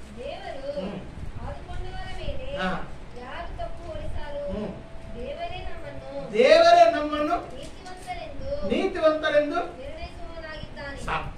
ದೇವರೇ ನಮ್ಮನ್ನು ನೀತಿವಂತರೆಂದು ನಿರ್ಣಯಿಸುವನಾಗಿದ್ದಾನೆ. ಯಾರು ನಮ್ಮನ್ನು ಅಪರಾಧಿಗಳಂತ ಹೇಳುವರು ಯಾರಂತ ಹೇಳಿ ಪೌರರು ಹೇಳ್ತಾರೆ. ಯೇಸು ಸ್ವಾಮಿಯನ್ನು ನಂಬಿದಂತಹ ಪ್ರತಿಯೊಬ್ಬರು ದೇವರ ದೃಷ್ಟಿಯಲ್ಲಿ ನೀತಿವಂತರಾಗ್ತಾ ಇದ್ದಾರೆ. ಅದಕ್ಕಾಗಿ ನಾಳೆ ನಾವು ಭೂಲೋಕ ಯಾತ್ರೆ ಮುಗಿದ ನಂತರ ಯೇಸು ಸ್ವಾಮಿ ನಂಬಿದ್ದಾನೋ ಇಲ್ಲ ಅದನ್ನು ನೋಡ್ತಾರೆ. ಇವ್ರು ಎಷ್ಟು ಪಾಪ ಮಾಡಿದ್ದಾನೆ, ಎಷ್ಟು ಅಪರಾಧ ಮಾಡಿದ್ದಾನೆ, ಎಷ್ಟು ಪುಣ್ಯ ಕಾರ್ಯ ಮಾಡಿದ್ದಾನೆ, ಎಷ್ಟು ದಾನ ಮಾಡಿದ ಅದು ನೋಡೋಲ್ಲ. ಆ ಪರಲೋಕದ ಬಾಗಿಲ ಕಡೆ ಯೇಸು ಸ್ವಾಮಿ ನಂಬಿದ್ದಾನೋ ಇಲ್ಲೋ, ಇವನಿಗೆ ದೇವರ ನೀತಿ ಸಿಕ್ಕಿದೆಯಲ್ಲೋ ಅದನ್ನು ನೋಡ್ತಾರೆ. ಮೊನ್ನೆ ಈಗ 2023ನೇ ಇಸ್ವಿಯಲ್ಲಿ ನಮಗೊಂದು ದರ್ಶನ ಬಂತು. ಏನಪ್ಪ ದರ್ಶನ ಅಂತ ಹೇಳಿದ್ರೆ, ನಾನು ದೀಕ್ಷಾಸ್ಥಾನ ಕೊಟ್ಟಿದ್ದಂತ ಒಬ್ರು ತೀರ್ಕೊಂಡಿದ್ದಾರೆ. ನಮ್ಮ ಸಭೆಯವರೇ, ನಾನೇ ದೀಕ್ಷಾಸ್ಥಾನ ಕೊಟ್ಟಿದ್ದೆ, ಅವರು ತೀರ್ಕೊಂಡು ಹೋಗಿದ್ದಾರೆ. ನಾನು ನನ್ನ ದರ್ಶನದಲ್ಲಿ ನೋಡ್ತಾರೆ, ಅಯ್ಯೋ ನಾನೇ ದೀಕ್ಷಾಸ್ಥಾನ ಕೊಟ್ಟಿದ್ದೀನಿ ಮತ್ತು ಖಂಡಿತ ಪರಲೋಕಕ್ಕೆ ಹೋಗ್ತಾರೆ, ಯಾಕಂದ್ರೆ ಯೇಸು ಸ್ವಾಮಿ ನಂಬಿದ್ದಾರೆ, ಪರಲೋಕಕ್ಕೆ ಹೋಗ್ತಾರೆ ಅಂತ ಹೇಳಿ ನಾನು ಅಲ್ಲೇ ಆ ಪಕ್ಕದಲ್ಲೇ ಅವರನ್ನು ಒಂದು ಗ್ಲಾಸ್ ಬೆಟ್ಟಿಗೆಲ್ಲಿ ಮಲಗಿಸಿದ ನನ್ನ ಪಕ್ಕದಲ್ಲೇ ಇದ್ದೆ. ಇಬ್ಬರು ದೇವದೂತರು ಬಂದಿದ್ದಾರೆ, ಸ್ವರ್ಗಲೋಕದಿಂದ ಇಬ್ಬರು ದೇವದೂತರು ಬಂದಿದ್ದಾರೆ. ದೇವದೂತರು ಬಂದು ಆ ಸಹೋದರಿ ಆತ್ಮವನ್ನ ಹಿಡ್ಕೊಂಡ್ಬಿಟ್ಟಿದ್ದಾರೆ. ಒಬ್ಬರಿಗೆ ಈ ಕೈಯನ್ನ, ಇನ್ನೊಬ್ಬರು ಈ ಕೈಯನ್ನು ಹಿಡ್ಕೊಂಡಿದ್ದಾರೆ, ಮೇಲಕ್ಕೆ ಕರ್ಕೊಂಡು ಹೋಗ್ತಿದ್ದಾರೆ. ನನಗೆ ಸಂತೋಷ ಆಯ್ತು. ನಾನು ದೀಕ್ಷಾಸ್ಥಾನ ಕೊಟ್ಟಿದ್ದವಳು ಇವರು ನಿಜವಾಗಿ ಭಕ್ತಿಯಲ್ಲಿ ನಡೆದಿದ್ದಾಳೆ, ಯೇಸುವನ್ನು ನಂಬಿದ್ದಾಳೆ, ಅದಕ್ಕೆ ದೇವದೂತರು ಬಂದಾರು, ಪರಲೋಕಕ್ಕೆ ಹೋಗ್ತಾ ಇದ್ದಾರೆ ಅಂತ ನನಗೂ ತುಂಬಾ ಸಂತೋಷ ಆಯ್ತು. ಅದ್ಭುತ ಏನಾಯ್ತಪ್ಪ ಅಂತ ಹೇಳಿದ್ರೆ, ನಾನು ಕೂಡ ಹಾರಾಡಿ ಮೇಲೆ ಹೋಗ್ತಾ ಇದ್ದೆ. ಆ ದೇವದೂತರು ಯಾವ ರೀತಿ ಆಕೆಯನ್ನು ಕರ್ಕೊಂಡು ಹೋಗ್ತಿದ್ದಾರೋ ಅವರ ಪಕ್ಕದಲ್ಲಿ ನಾವು ಕೂಡ ಹೋಗ್ತಾ ಇದ್ದೀವಿ. ನಕ್ಷತ್ರಗಳು ದಾಟಿ ಹೋಗಿದ್ದೇವೆ, ಮೋಡಗಳು ದಾಟಿ ಹೋಗಿದ್ದೇವೆ. ಎಷ್ಟೋ ದೂರ ಹೋದ ನಂತರ ಸಾವಿರಾರು ಕಿಲೋಮೀಟರ್ ಹೋದ ನಂತರ ದೊಡ್ಡ ಪಟ್ಟಣ ಕಂಡು ಬರ್ತದೆ. ಬಂಗಾರದಿಂದ ಬೆಳಗ್ತಾ ಇದೆ. ನಾವು ಮನೆ ಓಪನಿಂಗ್ ಮಾಡುವಾಗ ಯಾವ ರೀತಿ ಡೆಕೋರೇಷನ್ ಬಲ್ಬ್ಗಳು ಹಾಕಿ ಅದು ಬಲ್ಬ್ಗಳನ್ನು ಆನ್ ಮಾಡಿದ್ರೆ ಬೆಳಗ್ತಾ ಇರ್ತದೆ, ಆ ರೀತಿ ಬೆಳಗ್ತಾ ಇತ್ತು ಪಟ್ಟಣ. ಅಲ್ಲಿ ತನಕ ಹೋಗಿದ್ದೇವೆ. ಆಮೇಲೆ ಆ ದೇವದೂತರು, ಇಬ್ಬರು ದೇವದೂತರು ಕರ್ಕೊಂಡು ಹೋಗಿದ್ದಂತ ಸಹೋದರಿಯನ್ನ ಆ ಗೇಟ್ ಮುಂದೆ ನಿಲ್ಲಿಸಿದ್ದಾರೆ. ಆ ಗೇಟ್ ಮುಂದೆ ನಿಲ್ಲಿಸಿಕೊಳ್ಳೆ ಅವ್ರು ಹೇಳ್ತಾರೆ, ಯೇಸುವನ್ನು ನಂಬಿದ್ದಾರೆ. ಯೇಸುವನ್ನು ನಂಬಿದ್ದಾರೆ, ಕಳಿಸಿ ಒಳಗೆ ಕಳಿಸಿದ್ರು ಅಂತ ಹೇಳಿ ಗೇಟ್ ಓಪನ್ ಮಾಡಿ. ಆ ಗೇಟ್ ಓಪನ್ ಮಾಡಿದ್ರೆ ಒಳಗೆ ದೊಡ್ಡ ಬೆಳಕು ಬಂತು. ನಾನು ದೂರದಲ್ಲಿ ನಿಂತ್ಕೊಂಡು ನೋಡ್ತಾ ಇದ್ದೆ, ದೊಡ್ಡ ಬೆಳಕು. ನಾನು ಒಳಗೋಗಿಲ್ಲ, ಆ ಬೆಳಕು ಬಂದಿದೆ. ಈ ಸಹೋದರಿಯನ್ನ ಇಬ್ಬರು ದೇವದೂತರು ಕರ್ಕೊಂಡು ಒಳಗೋಗಿದ್ದಾರೆ. ಕ್ರೈಸ್ತರಲ್ಲಿ ಪ್ರಿಯರೇ, ನಾವು ಪರಲೋಕಕ್ಕೆ ಹೋಗೋದು ನಮ್ಮ ನೀತಿಯಿಂದಲ್ಲ, ನಮ್ಮ ಭಕ್ತಿಯಿಂದಲ್ಲ. ಯೇಸು ಸ್ವಾಮಿ ನಂಬಿದ್ದರಿಂದ ಆತನ ನೀತಿ ನಮಗೆ ಬರ್ತದೆ. ಆತನ ನೀತಿ ನಮಗೆ ದೇವರು ಕೌಂಟ್ ಮಾಡ್ತಾರೆ, ನಮ್ಮ ಲೆಕ್ಕದಲ್ಲಿ ಹಾಕಿಬಿಡ್ತಾರೆ. ಆ ನೀತಿಯಿಂದ ನಾವು ನೀತಿವಂತರು ಅನ್ನುವಂತ ಒಂದು ನಿರ್ಣಯವನ್ನು ದೇವರು ಕೊಟ್ಟು ಬಿಡ್ತಾರೆ ಪ್ರಿಯರೇ. ಅದಕ್ಕಾಗಿ ಈ ನೀತಿವಂತರು ಅನ್ನುವಂತ ನಿರ್ಣಯ ಯಾವಾಗ ಬರ್ತದಪ್ಪ ಅಂತ ಹೇಳಿದ್ರೆ, ನಾವು ಯೇಸುವನ್ನು ನಂಬಿದಾಗ. ಏನಂತ ನಂಬಿದಾಗ? ದೇವರ ಆತನನ್ನು ಮರಣದಿಂದ ಎಬ್ಬಿಸಿದ್ದಾನೆ ಅಂತ ನಂಬಬೇಕಾಗ್ತದೆ. ದೇವರು ಯೇಸು ಕ್ರಿಸ್ತನನ್ನು ಮರಣದಿಂದ ಎಬ್ಬಿಸಿದ್ದಾನೆ, ಆ ನಂಬಿಕೆ ಬರಬೇಕು. ಈ ಲೋಕದಲ್ಲಿ ಎಷ್ಟೋ ನಂಬಿಕೆಗಳಿವೆ. ಬೇರೆ ಬೇರೆ ಧರ್ಮಗಳಲ್ಲಿ ಬೇರೆ ಬೇರೆ ದೇವರುಗಳನ್ನ ವಿಶ್ವಾಸ ಬಿಡ್ತಾರೆ. ಅವ್ರಿಗೆ ಕೂಡ ನಂಬಿಕೆ ಇರ್ತದೆ, ಬೇರೆ ಬೇರೆ ನಂಬಿಕೆಗಳು ಇರ್ತವೆ. ನಾವು ಅವರನ್ನು ಹೀಯಾಳಿಸ್ತಾ ಇಲ್ಲ, ಅವ್ರ ನಂಬಿಕೆ ಅವ್ರಿಗೆ ಇರಲಿ, ನಾವು ಒಪ್ಕೊಳ್ತೇವೆ. ಆದ್ರೆ ನಾವು ನೀತಿವಂತರು ಅನ್ನುವಂತ ನಿರ್ಣಯ ಯಾವಾಗ ಬರ್ತದಪ್ಪ ಅಂತ ಹೇಳಿದ್ರೆ, ಯೇಸು ಕ್ರಿಸ್ತನು ಜೀವದಿಂದ ಎದ್ದು ಬಂದಿದ್ದಾನೆ, ದೇವರ ಆತನನ್ನು ಸಮಾಜದಿಂದ ಎಬ್ಬಿಸಿದ್ದಾನೆ, ಜೀವದಿಂದ ಎಬ್ಬಿಸಿದ್ದಾನೆ ಅನ್ನುವಂತ ಆ ನಂಬಿಕೆ ಬರಬೇಕು. ಯಾವಾಗ ನಮಗೆ ಆ ನಂಬಿಕೆ ಬರುತ್ತದೋ ಆವಾಗ ನಮಗೆ ಯೇಸು ಕ್ರಿಸ್ತ ನೀತಿ ಸಿಗುತ್ತದೆ. ಆ ನಂಬಿಕೆ ಇಲ್ಲದಿದ್ರೆ ಯೇಸು ಕ್ರಿಸ್ತ ನೀತಿ ಸಿಗುವುದಿಲ್ಲ. ಯೇಸು ಕ್ರಿಸ್ತನನ್ನು ದೇವರು 3ನೇ ದಿನದಲ್ಲಿ ಸಮಾಜದಿಂದ ಎಬ್ಬಿಸಿದ್ದಾನೆ ಅನ್ನುವಂತ ಆ ನಂಬಿಕೆ ನಮ್ಮಲ್ಲಿ ಬರಬೇಕು. ಆ ನಂಬಿಕೆಯನ್ನು ದೇವರು ಘನಪಡಿಸ್ತಾರೆ. ಓದ್ತಿರ ವಚನವನ್ನ ರೋಮಾಪುರದವರು ಬರೆದ ಪತ್ರಕ್ಕೆ 10ನೇ ಅಧ್ಯಾಯ 9ನೇ ವಚನ ಯಾರಾದ್ರೂ ಬರೋದ್ರಿ? ಯೇಸುವನ್ನೇ ಬಾಯಿಂದ ಅರಿಕೆ ಮಾಡಿಕೊಂಡು ದೇವರು ಆತನನ್ನು ಸತ್ತವರೊಳಗಿಂದ ಎಬ್ಬಿಸಿದನೆಂದು ಹೃದಯದಿಂದ ನಂಬಿದರೆ ನಿನಗೆ ರಕ್ಷಣೆಯಾಗುವುದು. ದೇವರ ಆತನನ್ನು ಸತ್ತವರೊಳಗೆ ಎಬ್ಬಿಸಿದನಂತ ನಂಬಬೇಕಂತ. ಯೇಸುವೇ ಕರ್ತನೆಂದು ನಾವು ಬಾಯಿಂದ ಅರಿಕೆ ಮಾಡಿದಾಗ ನೀತಿ ಕೆಳಗಡೋದಮ್ಮ. 10ನೇ ವಚನ 10ನೇ ವಚನ ಹೃದಯದಿಂದ ನಂಬುವುದರ ಮೂಲಕ ನೀತಿಯು ದೊರಕುತ್ತದೆ. ಸಾಕು. ಹೃದಯದಿಂದ ನಂಬುವುದರ ಮೂಲಕ ಆ ಪರಲೋಕದ ನೀತಿ, ದೇವರ ನೀತಿ ನಮಗೆ ಉಂಟಾಗ್ತದೆ, ಅದು ಸಿಗ್ತದೆ. ಆವಾಗ ನಾವು ನೀತಿವಂತರಾಗಿ ನಿರ್ಣಯಿಸಲ್ಪಡ್ತೇವೆ. ನಾವೇನ್ ತಿಳ್ಕೊಳ್ತೇವೆ? ನಾವು ದಿನಾಲು ಬೈಬಲ್ ಓದುತ್ತೇವೆ, ಅದಕ್ಕಾಗಿ ನಾವು ನೀತಿವಂತರಾಗ್ತೇವೆ. ನಾವು ಉಪವಾಸವಿರ್ತೇವೆ, ಅದಕ್ಕಾಗಿ ನಾವು ನೀತಿವಂತರಾಗ್ತೇವೆ. ನಾವು ಪ್ರಾರ್ಥನೆ ಮಾಡುತ್ತಾ ಇದ್ದೇವೆ, ಅದಕ್ಕಾಗಿ ನಾವು ನೀತಿವಂತರಾಗಿದ್ದೇವೆ ಅಂತ ಆ ರೀತಿ ತಿಳ್ಕೊಳ್ತೇವೆ. ಅದೆಲ್ಲ ಸುಳ್ಳು ಪ್ರೇರಣೆ. ನಾವು ಬೈಬಲ್ ಓದಿದ್ದರಿಂದ, ಚರ್ಚಿಗೆ ಹೋಗಿದ್ದರಿಂದ, ಉಪವಾಸವಿದ್ದರಿಂದ, ದೇವರ ವಾಕ್ಯ ಕೇಳಿಸ್ಕೊಂಡಿದ್ದರಿಂದ ಬೇರೆ ಬೇರೆ ಆಶೀರ್ವಾದಗಳು ಸಿಗ್ತವೆ. ಆದ್ರೆ ನೀತಿವಂತರಾಗಿದ್ದು ಮಾತ್ರ ಯೇಸು ಸ್ವಾಮಿಯನ್ನು ದೇವರು ಮರಣದಿಂದ ಎಬ್ಬಿಸಿದ್ದಾನೆ ಅನ್ನುವಂತ ನಂಬಿಕೆ ಯಾವಾಗ ಬರುತ್ತದೋ ಆವಾಗ ನಮಗೆ ದೇವರ ನೀತಿ ಸಿಗುತ್ತೆ. ಅಷ್ಟರ ತನಕ ನಮಗೆ ದೇವರ ನೀತಿ ಸಿಗುವುದಿಲ್ಲ ಪ್ರಿಯರೇ. ಸರಿ ಪ್ರಿಯರೇ, ಈಗ ನಾವು ನೋಡ್ಕೊಂಡಿದ್ದೇನಪ್ಪ ಅಂತ ಹೇಳಿದ್ರೆ, ನಮ್ಮ ನಿಮಿತ್ತವಾಗಿ ನಮಗೋಸ್ಕರವಾಗಿ ದೇವರು ಯೇಸು ಸ್ವಾಮಿಯನ್ನು ಭಾಗ್ಯನ್ನಾಗಿ ಮಾಡಿದ್ದಾನೆ. ಯೇಸು ಸ್ವಾಮಿ ನೀತಿಯನ್ನ ನಮ್ಮ ಕೊಟ್ಟಿದ್ದಾನಂತ ಈಗ ನಾವು ನಂಬಿದ್ದೇವೆ. ಮತ್ತು ಯೇಸು ಸ್ವಾಮಿಯನ್ನು ಸಮಾಜದಿಂದ ಎಬ್ಬಿಸಿದ್ದಾನೆ, ಜೀವನದಿಂದ ಎಬ್ಬಿಸಿದ್ದಾನಂತ ನಂಬೋದರಿಂದ ನಮಗೆ ನೀತಿ ಸಿಕ್ತಂತ ನಾವು ಒಪ್ಕೊಂಡಿದ್ದೇವೆ, ಧ್ಯಾನ ಮಾಡಿದ್ದೇವೆ. ಇನ್ನೊಂದು ವಿಷಯ ಏನಪ್ಪ ಅಂತ ಹೇಳಿದ್ರೆ, ನಿತ್ಯ ಜೀವ ಕೂಡ ಪ್ರಿಯರೇ. ಯೇಸು ಸ್ವಾಮಿ ಸಮಾಜದಿಂದ ಎದ್ದು ಬಂದ ನಂತರ ನಿತ್ಯ ಜೀವವನ್ನ ಬೆಳಕಿಗೆ ತಂದಿದ್ದಾರೆ. ಮೊದಲು ನಿತ್ಯ ಜೀವ ಜನರಿಗೆ ಸಿಗುತ್ತಿರ್ಲಿಲ್ಲ. ಹಳೆ ಒಡಂಬಡಿಕೆ ಕಾಲದಲ್ಲಿ ನಿತ್ಯ ಜೀವ ಅನ್ನೋದು ಜನರಿಗೆ ಸಿಗುತ್ತಿರ್ಲಿಲ್ಲ. ಈ ನಿತ್ಯ ಜೀವ ಅಂದ್ರೆ ಏನು? ದೇವರ ಜೀವ. ಇದು ನಿತ್ಯ ಜೀವ ಅನ್ನೋದು ದೇವರ ಜೀವ. ಈ ದೇವರ ಜೀವ ಮೊದಲು ಮನುಷ್ಯರಿಗೆ ಸಿಗುತ್ತಿರ್ಲಿಲ್ಲ. ಹಳೆ ಒಡಂಬಡಿಕೆ ಕಾಲದಲ್ಲಿ ಅವರೆಷ್ಟೇ ಪ್ರಯತ್ನ ಮಾಡಿದ್ರು ಕೂಡ, ಹಗಲು ರಾತ್ರಿ ಪ್ರಾರ್ಥನೆ ಮಾಡಿದ್ರು ಕೂಡ ನಿತ್ಯ ಜೀವ ಮನುಷ್ಯರಿಗೆ ಸಿಗುತ್ತಿರ್ಲಿಲ್ಲ. ಯೇಸು ಸ್ವಾಮಿ ಜೀವಂತವಾಗಿ ಎದ್ದು ಬಂದ ನಂತರ ಆ ನಿತ್ಯ ಜೀವನ ಬೆಳಕಿಗೆ ತಂದಿದ್ದಾರೆ. ಮೊದಲದು ನಿತ್ಯ ಜೀವ ಬೆಳಕಿನಲ್ಲಿ ಇದ್ದಿಲ್ಲ, ಮನುಷ್ಯರಿಗೆ ಸಿಗುತ್ತಿರಲಿಲ್ಲ. ಒಂದಾನೊಂದು ಸಮಯದಲ್ಲಿ ಯೇಸು ಸ್ವಾಮಿ ಭೂಲೋಕದಲ್ಲಿದ್ದಾಗ ಒಬ್ಬ ಶ್ರೀಮಂತನಾಗಿರುವಂತ ಯವನಸ್ಥನು ಬರ್ತಾನೆ. ಶ್ರೀಮಂತನಾದ್ರೂ ಕೂಡ ದೇವರಲ್ಲಿ ಭಯಭಕ್ತಿ ಉಳ್ಳವನೇ, ಎಲ್ಲ ಧರ್ಮಶಾಸ್ತ್ರ ಪ್ರಕಾರ ನಡ್ಕೊಳ್ತಾ ಇದ್ದವನೇ. ಯೇಸು ಸ್ವಾಮಿ ಬಳಿಯಲ್ಲಿ ಬಂದು, ಬೋಧಕನೇ, ನಾನು ನಿತ್ಯ ಜೀವನ ಪಡ್ಕೊಳ್ಬೇಕಾದ್ರೆ ನಾನೇನ್ ಮಾಡ್ಬೇಕು ಅಂತ ಕೇಳಿದೆ. ಆವಾಗ ಯೇಸು ಸ್ವಾಮಿ ಹೇಳುತ್ತಾನೆ, ಧರ್ಮಶಾಸ್ತ್ರದಲ್ಲಿ ಬರೆದಿರೋ ಪ್ರಕಾರ ನಡ್ಕಪ್ಪ, ಎಲ್ಲ ಆಜ್ಞೆಗಳಿವೆ, ಆಜ್ಞೆಗಳ ಪ್ರಕಾರ ನಡ್ಕಂತ ಹೇಳುತ್ತಾನೆ. ಅವಾಗ ಅವನಂತಾನೆ, ನಾನು ಬಾಲ್ಯಪ್ರಾಯದಿಂದ ಅದರ ಪ್ರಕಾರ ನಡೀತಾ ಇದ್ದೀನಂತ, ಅದರ ಪ್ರಕಾರ ನಡೀತಾ ಇದ್ದೀನಿ, ಆದ್ರೆ ನನಗೆ ಸಿಗಲಿಲ್ಲ, ನನಗೆ ಇನ್ನು ಏನು ಕಡಿಮೆ, ಇನ್ನು ಏನ್ ಮಾಡ್ಬೇಕಂತ ಕೇಳ್ತಾನೆ. ಆವಾಗ ಯೇಸು ಸ್ವಾಮಿ ಹೇಳ್ತಾನೆ, ನನಗಿದ್ದದ್ದನ್ನೆಲ್ಲ ಬಡವರಿಗೆ ಹಂಚಿಕೊಡು, ಆಮೇಲೆ ನನ್ನ ಹಿಂದೆ ಬಾ, ನಿನಗೆ ಸಿಗ್ತದ. ಅವನು ಬರಲಿಲ್ಲ, ಯಾಕಂದ್ರೆ ಬಹಳ ದೊಡ್ಡ ಆಸ್ತಿವಂತರು, ಅದೆಲ್ಲ ಮಾರಿ ಬಡವರು ಕೊಡ್ಬೇಕಂದ್ರೆ ಮನಸ್ಸು ಒಪ್ಪಬೇಕಲ್ಲ. ಅವನು ಮಾರಲಿಲ್ಲ, ಹಿಂದೆ ಬರಲಿಲ್ಲ. ಅಂದ್ರೆ ನಾನು ಹೇಳಿದೆನಪ್ಪ ಅಂತ ಹೇಳಿದ್ರೆ, ಆ ಯವನಸ್ಥರು ಹೇಳಿದ್ದಾನೆ, ಬಾಲ್ಯಪ್ರಾಯದಿಂದ ಆ ಧರ್ಮಶಾಸ್ತ್ರ ಪ್ರಕಾರ ನಡೀತಾ ಇದ್ದೀನಿ, ಎಲ್ಲ ಆಜ್ಞೆಗಳ ಪ್ರಕಾರ ನಡೀತಾ ಇದ್ದೀನಿ, ಆದ್ರೂ ಕೂಡ ನನಗೆ ಸಿಗಲಿಲ್ಲಪ್ಪ. ಹಳೆ ಒಡಂಬಡಿಕೆ ಕಾಲದಲ್ಲಿ ಪ್ರೇರೆ ಎಲ್ಲ ಧರ್ಮಶಾಸ್ತ್ರ ಪ್ರಕಾರ ನಡ್ಕೊಂಡ್ರು ಕೂಡ ಈ ನಿತ್ಯ ಜೀವ ಸಿಗುತ್ತಿರ್ಲಿಲ್ಲ. ಆದ್ರೆ ಯೇಸು ಸ್ವಾಮಿ ಸಮಾಜದಿಂದ ಎದ್ದು ಬಂದ ನಂತರ ಬರೀ ನಂಬಿದ್ರೆ ಸಾಕು, ನಿತ್ಯ ಜೀವ ಸಿಗ್ತಾ ಇದೆ. ತಂದು ಬಿಟ್ಟಿದ್ದಾರೆ ಬೆಳಕಿಗೆ, ಕತ್ತಲೆಯಲ್ಲಿದ್ದಂತ ಆ ನಿತ್ಯ ಜೀವನ ಹೊರಗೆ ತಂದು ಬಿಟ್ಟಿದ್ದಾರೆ. ಮನುಷ್ಯರಿಗೆ ಉಪಕಾರಗಳು ಫ್ರೀಯಾಗಿ ಕೊಟ್ಟು ಬಿಟ್ಟಿದ್ದಾರೆ. ಓದ್ತಿರೋ ವಚನವನ್ನ 2ನೇ ತಿಮೋತಿದವರಿಗೆ ಬರೆದ ಪತ್ರಕ್ಕೆ 1ನೇ ಅಧ್ಯಾಯ 10ನೇ ವಚನವನ್ನು ಯಾರಾದರೂ ಬರೋದ್ರೆ, 2ನೇ ತಿಮೋತಿ 1ನೇ ಅಧ್ಯಾಯ 10ನೇ ವಚನ. ಆತನು ಅನಾದಿ ಕಾಲದಲ್ಲಿ ಆ ಕೃಪೆಯನ್ನು ಕ್ರಿಸ್ತ ಯೇಸುವಿನಲ್ಲಿ ನಮಗೆ ಅನುಗ್ರಹಿಸಿದ ಈಗ ನಮ್ಮ ರಕ್ಷಕನಾದ ಕ್ರಿಸ್ತ ಯೇಸುವಿನ ಪ್ರತ್ಯಕ್ಷತೆಯ ಮೂಲಕ ಅದನ್ನು ಪ್ರಕಾಶಪಡಿಸಿದ್ದಾನೆ. ಯೇಸು ಕ್ರಿಸ್ತನ ಪ್ರತ್ಯಕ್ಷತೆಯ ಮೂಲಕ ಅದನ್ನು ಪ್ರಕಾಶಪಡಿಸಿದ್ದಾನೆ. ಈತನು ಮರಣವನ್ನು ನಿವೃತ್ತಿ ಮಾಡಿ ಸ್ವಾರ್ಥೆಯ ಮೂಲಕ ಜೀವವನ್ನು ನಿರ್ಲಯತನು ಪ್ರಕಾಶಗೊಳಿಸಿದ. ಆತನು ಮರಣವನ್ನು ಜಯಿಸಿದ್ದರಿಂದ, ತಿರುಗಿ 3ನೇ ದಿನ ಎದ್ದು ಬಂದಿದ್ದರಿಂದ ಜೀವ ಅಂದ್ರೆ ನಿತ್ಯ ಜೀವವನ್ನು, ಅಮರತ್ವವನ್ನು ನಿತ್ಯ ಜೀವವನ್ನು ಆತನ ಮನುಷ್ಯರ ಕೈಯಲ್ಲಿ ತಂದಿಟ್ಟು ಬಿಟ್ಟಿದ್ದಾನೆ. ಪ್ರಿಯರೇ, ಮೊದಲು ಮನುಷ್ಯರಿಗೆ ಸಿಗುತ್ತಿರ್ಲಿಲ್ಲ. ಎಷ್ಟೇ ಪ್ರಯತ್ನ ಮಾಡಿದ್ರು, ಎಷ್ಟೋ ಪ್ರಯಾಸ ಪಟ್ಟರು, ಎಷ್ಟೇ ಧರ್ಮಶಾಸ್ತ್ರ ಪ್ರಕಾರ ನಡ್ಕೊಂಡ್ರು ಕೂಡ ಅವ್ರಿಗೆ ಸಿಗುತ್ತಿರ್ಲಿಲ್ಲ. ಆದ್ರೆ ಯೇಸು ಸ್ವಾಮಿ ಮರಣವನ್ನು ಜಯಿಸಿದ ನಂತರ ಆ ನಿತ್ಯ ಜೀವವನ್ನು, ಅಮರತ್ವವನ್ನು ಎರಡನ್ನ ತಂದು ಮನುಷ್ಯರಿಗೆ ಸಿಗುವ ಹಾಗೆ ಮಾಡಿಬಿಟ್ಟಿದ್ದಾರೆ. ಈಗ ಈಜಿ ಸಿಗ್ತದೆ. ಈಗ ನೋಡ್ರಿ, ಪೂರ್ವ ಕಾಲದಲ್ಲಿ ವಿಮಾನಗಳನ್ನು ಕಂಡುಕೊಳ್ಳುವುದಕ್ಕಿಂತ ಮುಂಚೆ ಮನುಷ್ಯರು ಅಮೆರಿಕಾಗೆ ಹೋಗಬೇಕಾದ್ರೆ 6 ತಿಂಗಳು ಪ್ರಯಾಣ ಮಾಡಬೇಕಾಗ್ತದೆ. ಆವಾಗ ವಿಮಾನಗಳಲ್ಲಿ ಇರಲಿಲ್ಲ, ಒಂದು ಓಡೆಗಳಲ್ಲಿ, ಕ್ಷೇಮಗಳಲ್ಲಿ ಪ್ರಯಾಣ ಮಾಡಬೇಕು. 6 ತಿಂಗಳ ಕಾಲ ಪ್ರಯಾಣ ಮಾಡಿದ್ರೆ ಆವಾಗ ಅಮೆರಿಕ ಕೊಡ್ತಾರೆ. ಈಗ 24 ತಾಸು ಸಾಕು, 24 ತಾಸಲ್ಲಿ ಅಮೆರಿಕಕ್ಕೆ ಹೋಗ್ತಾರೆ. ಆವಾಗ 6 ತಿಂಗಳ ಕಾಲ ಪ್ರಯಾಣ ಇರುತ್ತೆ. ಅದೇ ರೀತಿಯಾಗಿ ಕ್ರಿಸ್ತನ ಪ್ರಿಯರೇ, ಯೇಸು ಸ್ವಾಮಿ ಪುನರುದ್ಧಾನವಾಗುವುದಕ್ಕಿಂತ ಹಿಂದಿನ ಕಾಲದಲ್ಲಿ ಈ ನಿತ್ಯ ಜೀವ ಅನ್ನೋದು, ಅಮರತ್ವ ಅನ್ನೋದು ಮನುಷ್ಯರಿಗೆ ಸಿಗುತ್ತಿರ್ಲಿಲ್ಲ.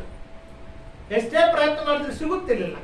ಅದರ ಪುನರುದ್ಧಾನವಾದ ನಂತರ ಅದು ಮನುಷ್ಯರ ಬಳಿಗೆ ತಂದು ಮನುಷ್ಯರ ಕೈಯಲ್ಲಿ ಬಿಟ್ಟಾರೆ, ಅದನ್ನು ಪ್ರಕಾಶಗೊಳಿಸಿದ್ದಾರೆ.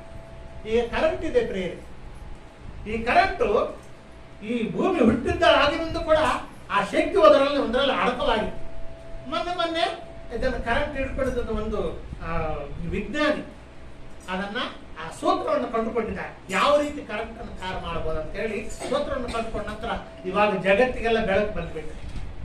ಮೊದಲು ಕತ್ತಲೆಯಲ್ಲಿ ಒಂದು ದೀಪಗಳನ್ನು ಹಿಡ್ಕೊಂಡು ನಡೀತಾ ಇದ್ರು. ಮೊದಲು ಕರೆಂಟ್ ಇರ್ಲಿಲ್ಲ. ಯೇಸು ಸ್ವಾಮಿ ಕೂಡ ಗೆಚ್ಚಮನೆ ತೋಟದಲ್ಲಿದ್ದಾಗ ದಿವಿಟಿಗಳೊಂದಿಗೆ ಹೋಗಿದ್ದಾರೆ ಅದನ್ನು ಹಿಡ್ಕೊಳ್ಳಿಕ್ಕೆ. ಯಾಕಂದ್ರೆ ಲೈಟ್ ಇಲ್ಲ.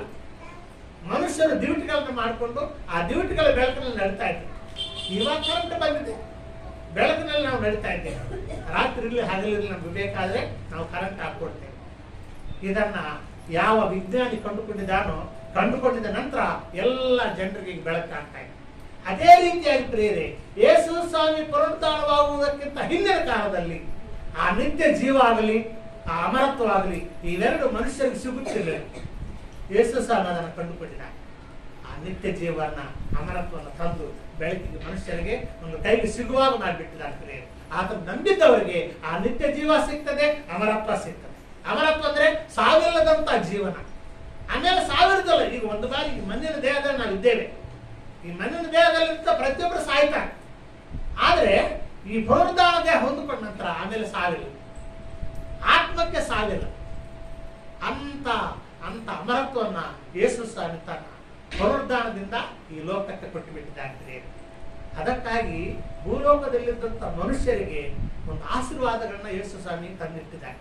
ಆತನ ಪುನರುತ್ಥಾನದಿಂದ ನಮಗೆ ನೀತಿ ಸಿಕ್ಕಿದೆ, ನಿತ್ಯ ಜೀವ ಸಿಕ್ಕಿದೆ, ಅಮರತ್ವ ಕೂಡ ಸಿಕ್ಕಿದೆ. ಪ್ರಿಯರೇ, ನಂಬಿದವರಿಗೆ ಮಾತ್ರ, ನಂಬದವರಿಗಿಲ್ಲ. ಪ್ರಾಣ ಕೊಟ್ಟಿದ್ದು ಮಾತ್ರ ಎಲ್ಲರಿಗೋಸ್ಕರ, ರಕ್ತ ಸುರಿಸಿದ್ದು ಮಾತ್ರ ಎಲ್ಲರಿಗೋಸ್ಕರ, ಸಮಾಧಿಯಿಂದ ಎದ್ದು ಬಂದಿದ್ದು ಮಾತ್ರ ಎಲ್ಲರಿಗೋಸ್ಕರ. ಆದರೆ ಅದರ ಪ್ರಯೋಜನಗಳು ಸಿಗುವುದು, ಅದರ ಆಶೀರ್ವಾದಗಳು ಸಿಗುವುದು ನಂಬಿದವರಿಗೆ ಮಾತ್ರ. ಕೊನೆಯಲ್ಲಿ ಒಂದೇ ಒಂದು ಎಕ್ಸಾಂಪಲ್ ಕೊಟ್ಟು ನಾನು ಮುಗಿಸಲಿಕ್ಕೆ ಇಷ್ಟಪಡ್ತಾ ಇದ್ದೀನಿ. ನೀವು ಹೇಳ್ಬೋದು, ಮತ್ತು ಯೇಸು ಸ್ವಾಮಿ ಲೋಕದ ಎಲ್ಲಾ ಪಾಪವನ್ನು ಹೊತ್ಕೊಂಡಿದ್ದಾನಲ್ಲ, ಲೋಕದ ಎಲ್ಲಾ ಪಾಪ ಅಂದ್ರೆ ಈ ಭೂಮಿ ಹುಟ್ಟಿದ ಬದಲುಗೊಂಡು ಭೂಮಿ ನಾಶವಾಗುವ ತನಕ ಎಷ್ಟು ಮನುಷ್ಯರು ಹುಟ್ಟಿದ್ದಾರೋ, ಹುಟ್ಟು ಸತ್ತೋಗಿದ್ದಾರೋ, ಎಷ್ಟು ಮನುಷ್ಯರು ಹುಟ್ಟಲಿದ್ದಾರೋ, ಎಷ್ಟು ಮನುಷ್ಯರು ಈಗ ಜೀವಂತವಾಗಿದ್ದಾರೋ, ಇವರೆಲ್ಲರ ಪಾಪ ಮೂಟೆ ಕಟ್ಟಿ ಯೇಸು ಸ್ವಾಮಿ ತಲೆ ಮೇಲೆ ಇಟ್ಟು ಬಿಟ್ಟಿದ್ದಾರೆ ದೇವರು. ಒಬ್ಬರದಲ್ಲ ಇಬ್ಬರದಲ್ಲಿ ಎಲ್ಲರದು. ಆದರೆ ಎಲ್ಲರ ಪಾಪ ಮೂಟೆ ಕಟ್ಟಿ ಇಟ್ಟಿದ ನಂತರ ಮತ್ತು ಎಲ್ಲರ ಪಾಪ ಕ್ಷಮಿಸಲ್ಪಡಬೇಕಲ್ಲ, ಎಲ್ಲರೂ ಕೂಡ ಪರಲೋಕಕ್ಕೆ ಹೋಗ್ಬೇಕಲ್ಲ ಅನ್ನುವಂಥದ್ದು ಎಷ್ಟೋ ಮಂದಿ ಪ್ರಶ್ನಿಸುವಂತ ಒಂದು ಪ್ರಶ್ನೆ ಆಗಿದೆ. ಇದರಲ್ಲಿ ಕೂಡ ಒಂದು ರಹಸ್ಯ ಅಡಕವಾಗಿದೆ. ಪರಲೋಕಕ್ಕೆ ಹೋಗ್ಲಿಕ್ಕಾಗಿ ಆ ನೀತಿ, ಪರಲೋಕದ ನೀತಿ ಬೇಕಾಗ್ತದೆ. ಈಗ ನಮ್ಮ ಮನೆಗಳಲ್ಲಿ, ನಮ್ಮ ಕೈಗಳಲ್ಲಿ ನೋಟುಗಳಿವೆ. 10 ರೂಪಾಯಿ ನೋಟು, 20 ರೂಪಾಯಿ ನೋಟು, 100 ರೂಪಾಯಿ ನೋಟುಗಳಿವೆ. ಈ ನೋಟುಗಳನ್ನ ನಾವು ಪ್ರಯಾಣ ಮಾಡಿ ಬೇರೆ ದೇಶಕ್ಕೆ ಹೋದ್ರೆ ಅಲ್ಲಿ ನಡೆಯುದಿಲ್ಲ. ಅಮೆರಿಕ ದೇಶವಾಗಲಿ ಯಾವುದೇ ಒಂದು ಹೊರಗಿನ ದೇಶಕ್ಕೆ ಹೋದ್ರೆ ಈ ನಮ್ಮ ಕರೆನ್ಸಿ ನೋಟ್ ಅಲ್ಲಿ ನಡೆಯುವುದಿಲ್ಲ. ಅವರಂತ ನಾವು ಟ್ರಾನ್ಸ್ಫರ್ ಮಾಡ್ಕೊಂಡು ಬರ್ಬೇಕಲ್ಲ, ಅಲ್ಲಿ ಡಾಲರ್ಸ್ ನಡೀತವೆ. ನಾವು ಡಾಲರ್ಸ್ ಮಾಡ್ಕೊಳ್ಬೇಕು. ಈ ಕರೆನ್ಸಿಯನ್ನ ಡಾಲರ್ಸ್ ಆಗಿ ಬದಲಾಯಿಸ್ಕೊಂಡ್ರೆ ಆವಾಗ ಅಲ್ಲಿ ನಡೀತವೆ. ಅದೇ ರೀತಿಯಾಗಿ ಪ್ರಿಯರೇ, ನಾವು ಕೂಡ ಈ ಭೂಲೋಕದ ನೀತಿಯಿಂದ ಪರಲೋಕಕ್ಕೆ ಹೋಗ್ಲಿಕ್ಕೆ ಆಗುದಿಲ್ಲ. ಭೂಲೋಕದ ನೀತಿ ಬೇರೆ, ಪರಲೋಕದ ನೀತಿ ಬೇರೆ. ಭೂಲೋಕದಲ್ಲಿ ನಾವೇನಾದ್ರೂ ಪುಣ್ಯ ಕಾರ್ಯ ಮಾಡಿದ್ರೆ, ದಾನ ಧರ್ಮ ಮಾಡಿದ್ರೆ, ಒಳ್ಳೆ ಕಾರ್ಯ ಮಾಡಿದ್ರೆ, ಉಪಕಾರ ಮಾಡಿದ್ರೆ ಅದು ಭೂಲೋಕದ ನೀತಿಯ. ಆದರೆ ಪರಲೋಕದ ನೀತಿ ಹಾಗಲ್ಲ. ಪರಲೋಕದ ನೀತಿ ಏನಪ್ಪಾ ಅಂತ ಹೇಳಿದ್ರೆ, ಯಾವ ವ್ಯಕ್ತಿ ಜಗತ್ತನ್ನೆಲ್ಲ ಉಂಟು ಮಾಡಿದಾನೋ, ಯಾವ ವ್ಯಕ್ತಿ ಪಾಪಿಗಳನ್ನು ನೀತಿವಂತರನ್ನಾಗಿ ಮಾಡ್ಲಿಕ್ಕೆ ಶಕ್ತನಾಗಿದ್ದಾನೋ ಆ ವ್ಯಕ್ತಿಯ ಮೇಲೆ ನಂಬಿಕೆ ಇಡಬೇಕು. ಅದು ಪರಲೋಕದ ನೀತಿ. ಆ ವ್ಯಕ್ತಿ, ಯಾವ ವ್ಯಕ್ತಿ ಜಗತ್ತನ್ನು ಉಂಟು ಮಾಡಿದಾನೋ, ಯಾವ ವ್ಯಕ್ತಿ ಈ ಜಗತ್ತನ್ನ ಪರಿಪಾಲನೆ ಮಾಡ್ತಾ ಇದ್ದಾನೋ, ಯಾವ ವ್ಯಕ್ತಿ ಪಾಪಿಗಳನ್ನ ನೀತಿವಂತರನ್ನಾಗಿ ಮಾಡುತ್ತಾನೋ ಆ ವ್ಯಕ್ತಿ ಮೇಲೆ ನಂಬಿಕೆ ಇಟ್ಟಾಗ ನಮಗೆ ನೀತಿ ಸಿಗ್ತದೆ. ನೋಡಿ ಎಂತ ರಹಸ್ಯ ಅವರನ್ನು ನಮ್ಗೆ ತೋರಿಸ್ಕೊಡ್ತಿದ್ದಾನೆ. ಓದ್ತೀರಾ? ರೋಮ ಪತ್ರಿಕೆಯಲ್ಲಿ 4ನೇ ಅಧ್ಯಾಯದಲ್ಲ ಮಾತು ಬರೀತಾರೆ. ರೋಮ ಪತ್ರಿಕೆ 4ನೇ ಅಧ್ಯಾಯ 4ನೇ ಹೋದ್ರೆ ರೋಮ ಪತ್ರಿಕೆ ದಯದಿಂದ ದೊರಕುವಂತದ್ದೆಂದು ಎಣಿಕೆಯಾಗುವುದಿಲ್ಲ, ಅದು ಸಲ್ಲತಕ್ಕದ್ದೇ ಎಂದು ಎಣಿಕೆಯಾಗುವುದು. ಆದರೆ ಯಾವನು ಪುಣ್ಯಕ್ರಿಯೆಗಳನ್ನು ಮಾಡಿದವನಾಗಿರದೆ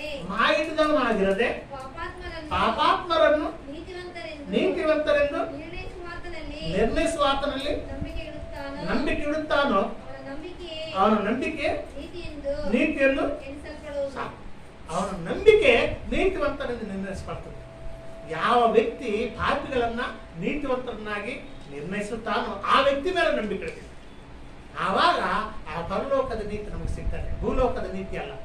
ಯಾವ ರೀತಿ ನಮ್ಮ ಭಾರತ ದೇಶದ ಕರೆನ್ಸಿ ಅಮೆರಿಕಾದಲ್ಲಿ ನಡೆಯುವುದಿಲ್ಲವೋ ಅದೇ ರೀತಿ ಭೂಲೋಕದಲ್ಲಿ ನಾವು ಪುಣ್ಯಕ್ರಿಯೆಗಳನ್ನು ಮಾಡಿ ಸಂಪಾದನೆ ಮಾಡಿದಂಥ ನೀತಿ ಪರಲೋಕದಲ್ಲಿ ನಡೆಯುವುದಿಲ್ಲ. ಆ ನೀತಿ ಬೇಕು, ಪರಲೋಕದ ನೀತಿ. ಆ ಪರಲೋಕದ ನೀತಿ ಯಾಕೆ ಸಿಗ್ತಪ್ಪ ಅಂತ ಹೇಳಿದ್ರೆ, ಯಾವರು ಪಾಪಿಗಳನ್ನ ಪಾಪಾತ್ಮರನ್ನ ನೀತಿವಂತರನ್ನಾಗಿ ನಿರ್ಣಯಿಸುತ್ತಾನೋ ಆ ನಿರ್ಣಯಿಸುವಂತ ವ್ಯಕ್ತಿ ಮೇಲೆ ನಂಬಿಕೆ ಇಡಬೇಕು. ಆವಾಗ ನೀತಿ ಸಿಗ್ತದೆ. ಆದ್ದರಿಂದ ಕ್ರಿಸ್ತರೇ, ನಿಜವಾಗಿ ನಾವೆಷ್ಟು ಭಾಗ್ಯವಂತರಾಗಿದ್ದೇವೆ. ಯೇಸು ಕ್ರಿಸ್ತನು ಜಗತ್ತನ್ನುಂಟು ಮಾಡಿದಂಥ ಸೃಷ್ಟಿಕರ್ತ. ಆ ಜಗತ್ತನ್ನುಂಟು ಮಾಡಿದಂಥ ಸೃಷ್ಟಿಕರ್ತ ಪಾಪಿಗಳನ್ನ ನೀತಿವಂತರನ್ನಾಗಿ ತೀರ್ಮಾನ ಮಾಡುವಂಥ ವ್ಯಕ್ತಿ. ಆ ವ್ಯಕ್ತಿ ಮೇಲೆ ನಂಬಿಕೆ ಇಟ್ಟಾಗ ನಮಗೆ ಪರಲೋಕದ ನೀತಿ ಸಿಗ್ತದೆ.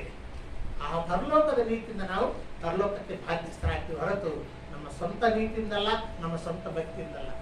ಹಾಗಾದ್ರೆ ನೀವು ಹೇಳಬಹುದು, ಹಾಗಾದ್ರೆ ಪಾಸ್ಟ್ರೇ ಮತ್ತು ನಾವು ಯೇಸು ಸ್ವಾಮಿ ನಂಬಿದ್ದೇವೆ, ನಮಗೆ ಪರಲೋಕದ ನೀತಿ ಸಿಕ್ಕಿದೆ, ದೇವರ ನೀತಿ ಸಿಕ್ಕಿದೆ, ಈಗ ನಮಗೆ ಚರ್ಚಿಗೆ ಬರುವಂತ ಅವಶ್ಯಕತೆ ಇಲ್ಲವಾ, ಬೈಬಲ್ ಓದುವಂತ ಅವಶ್ಯಕತೆ ಇಲ್ಲವಾ, ಪ್ರಾರ್ಥನೆ ಮಾಡುವಂತ ಅವಶ್ಯಕತೆ ಇಲ್ವಾ, ನಾವೇನು ವಾಕ್ಯದ ಪ್ರಕಾರ ನಡೆಯುವಂತ ಅವಶ್ಯಕತೆ ಇಲ್ಲವಾ ಅಂತ ನೀವು ಕೇಳಬಹುದು. ಇದು ಸೆಕೆಂಡರಿ.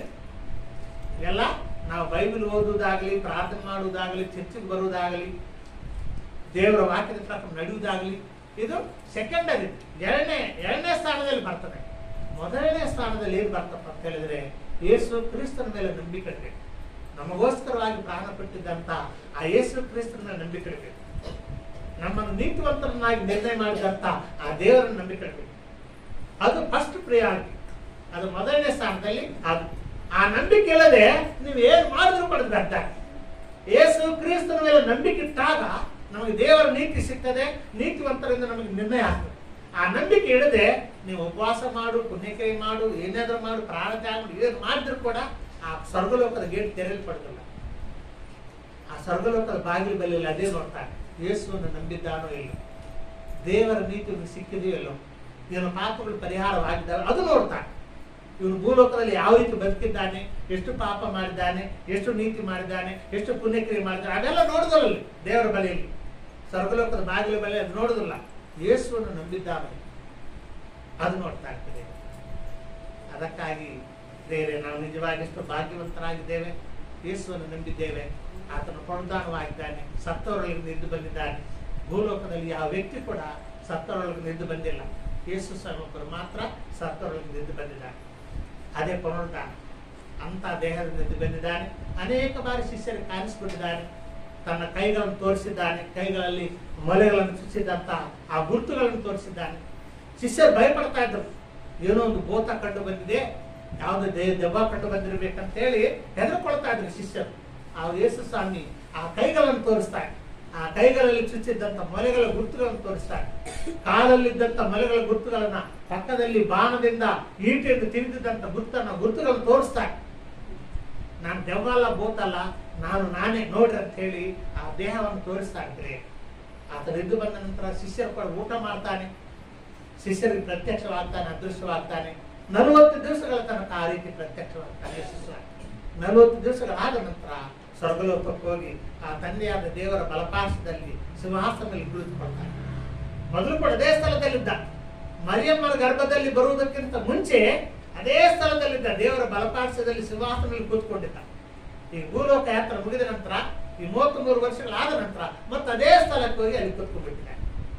ಆದ್ದರಿಂದ ಕ್ರಿಸ್ತನಿಗೆ ದೇವರು ನಮ್ಮನ್ನ ಇಂಥ ಸ್ಥಾನದಲ್ಲಿ ಇಟ್ಟಿದ್ದಾನೆ, ನಮ್ಮನ್ನು ರಕ್ಷಿಸಿದ್ದಾನೆ, ನಮ್ಮ ಪಾಪಗಳನ್ನು ಪರಿಹಾರ ಮಾಡಿದ್ದಾನೆ, ನೀತಿವಂತನಾಗಿ ನಿರ್ಣಯ ಮಾಡಿದ್ದಾನೆ, ನಿತ್ಯ ಜೀವ ಕೊಟ್ಟಿದ್ದಾನೆ, ಪವಿತ್ರಾತ್ಮನ ಕೊಟ್ಟಿದ್ದಾನೆ, ಪರಲೋಕವನ್ನು ನಮಗೋಸ್ಕರವಾಗಿ ಸಿದ್ಧ ಮಾಡಿದ್ದಾನೆ. ಇದೇ ನಿರೀಕ್ಷೆಯನ್ನು ನಾವು ಮುಂದಕ್ಕೆ ಬರ್ತೇವೆ. ಆ ರೀತಿ ಮಾಡಲಿಕ್ಕೆ ದೇವರು ನಮಗೆಲ್ಲರಿಗೂ ತನ್ನ ಕೃಪೆಯನ್ನು ಪ್ರಸಾದಿಸಲು ದೇವರು ವಾಕ್ಯಗಳ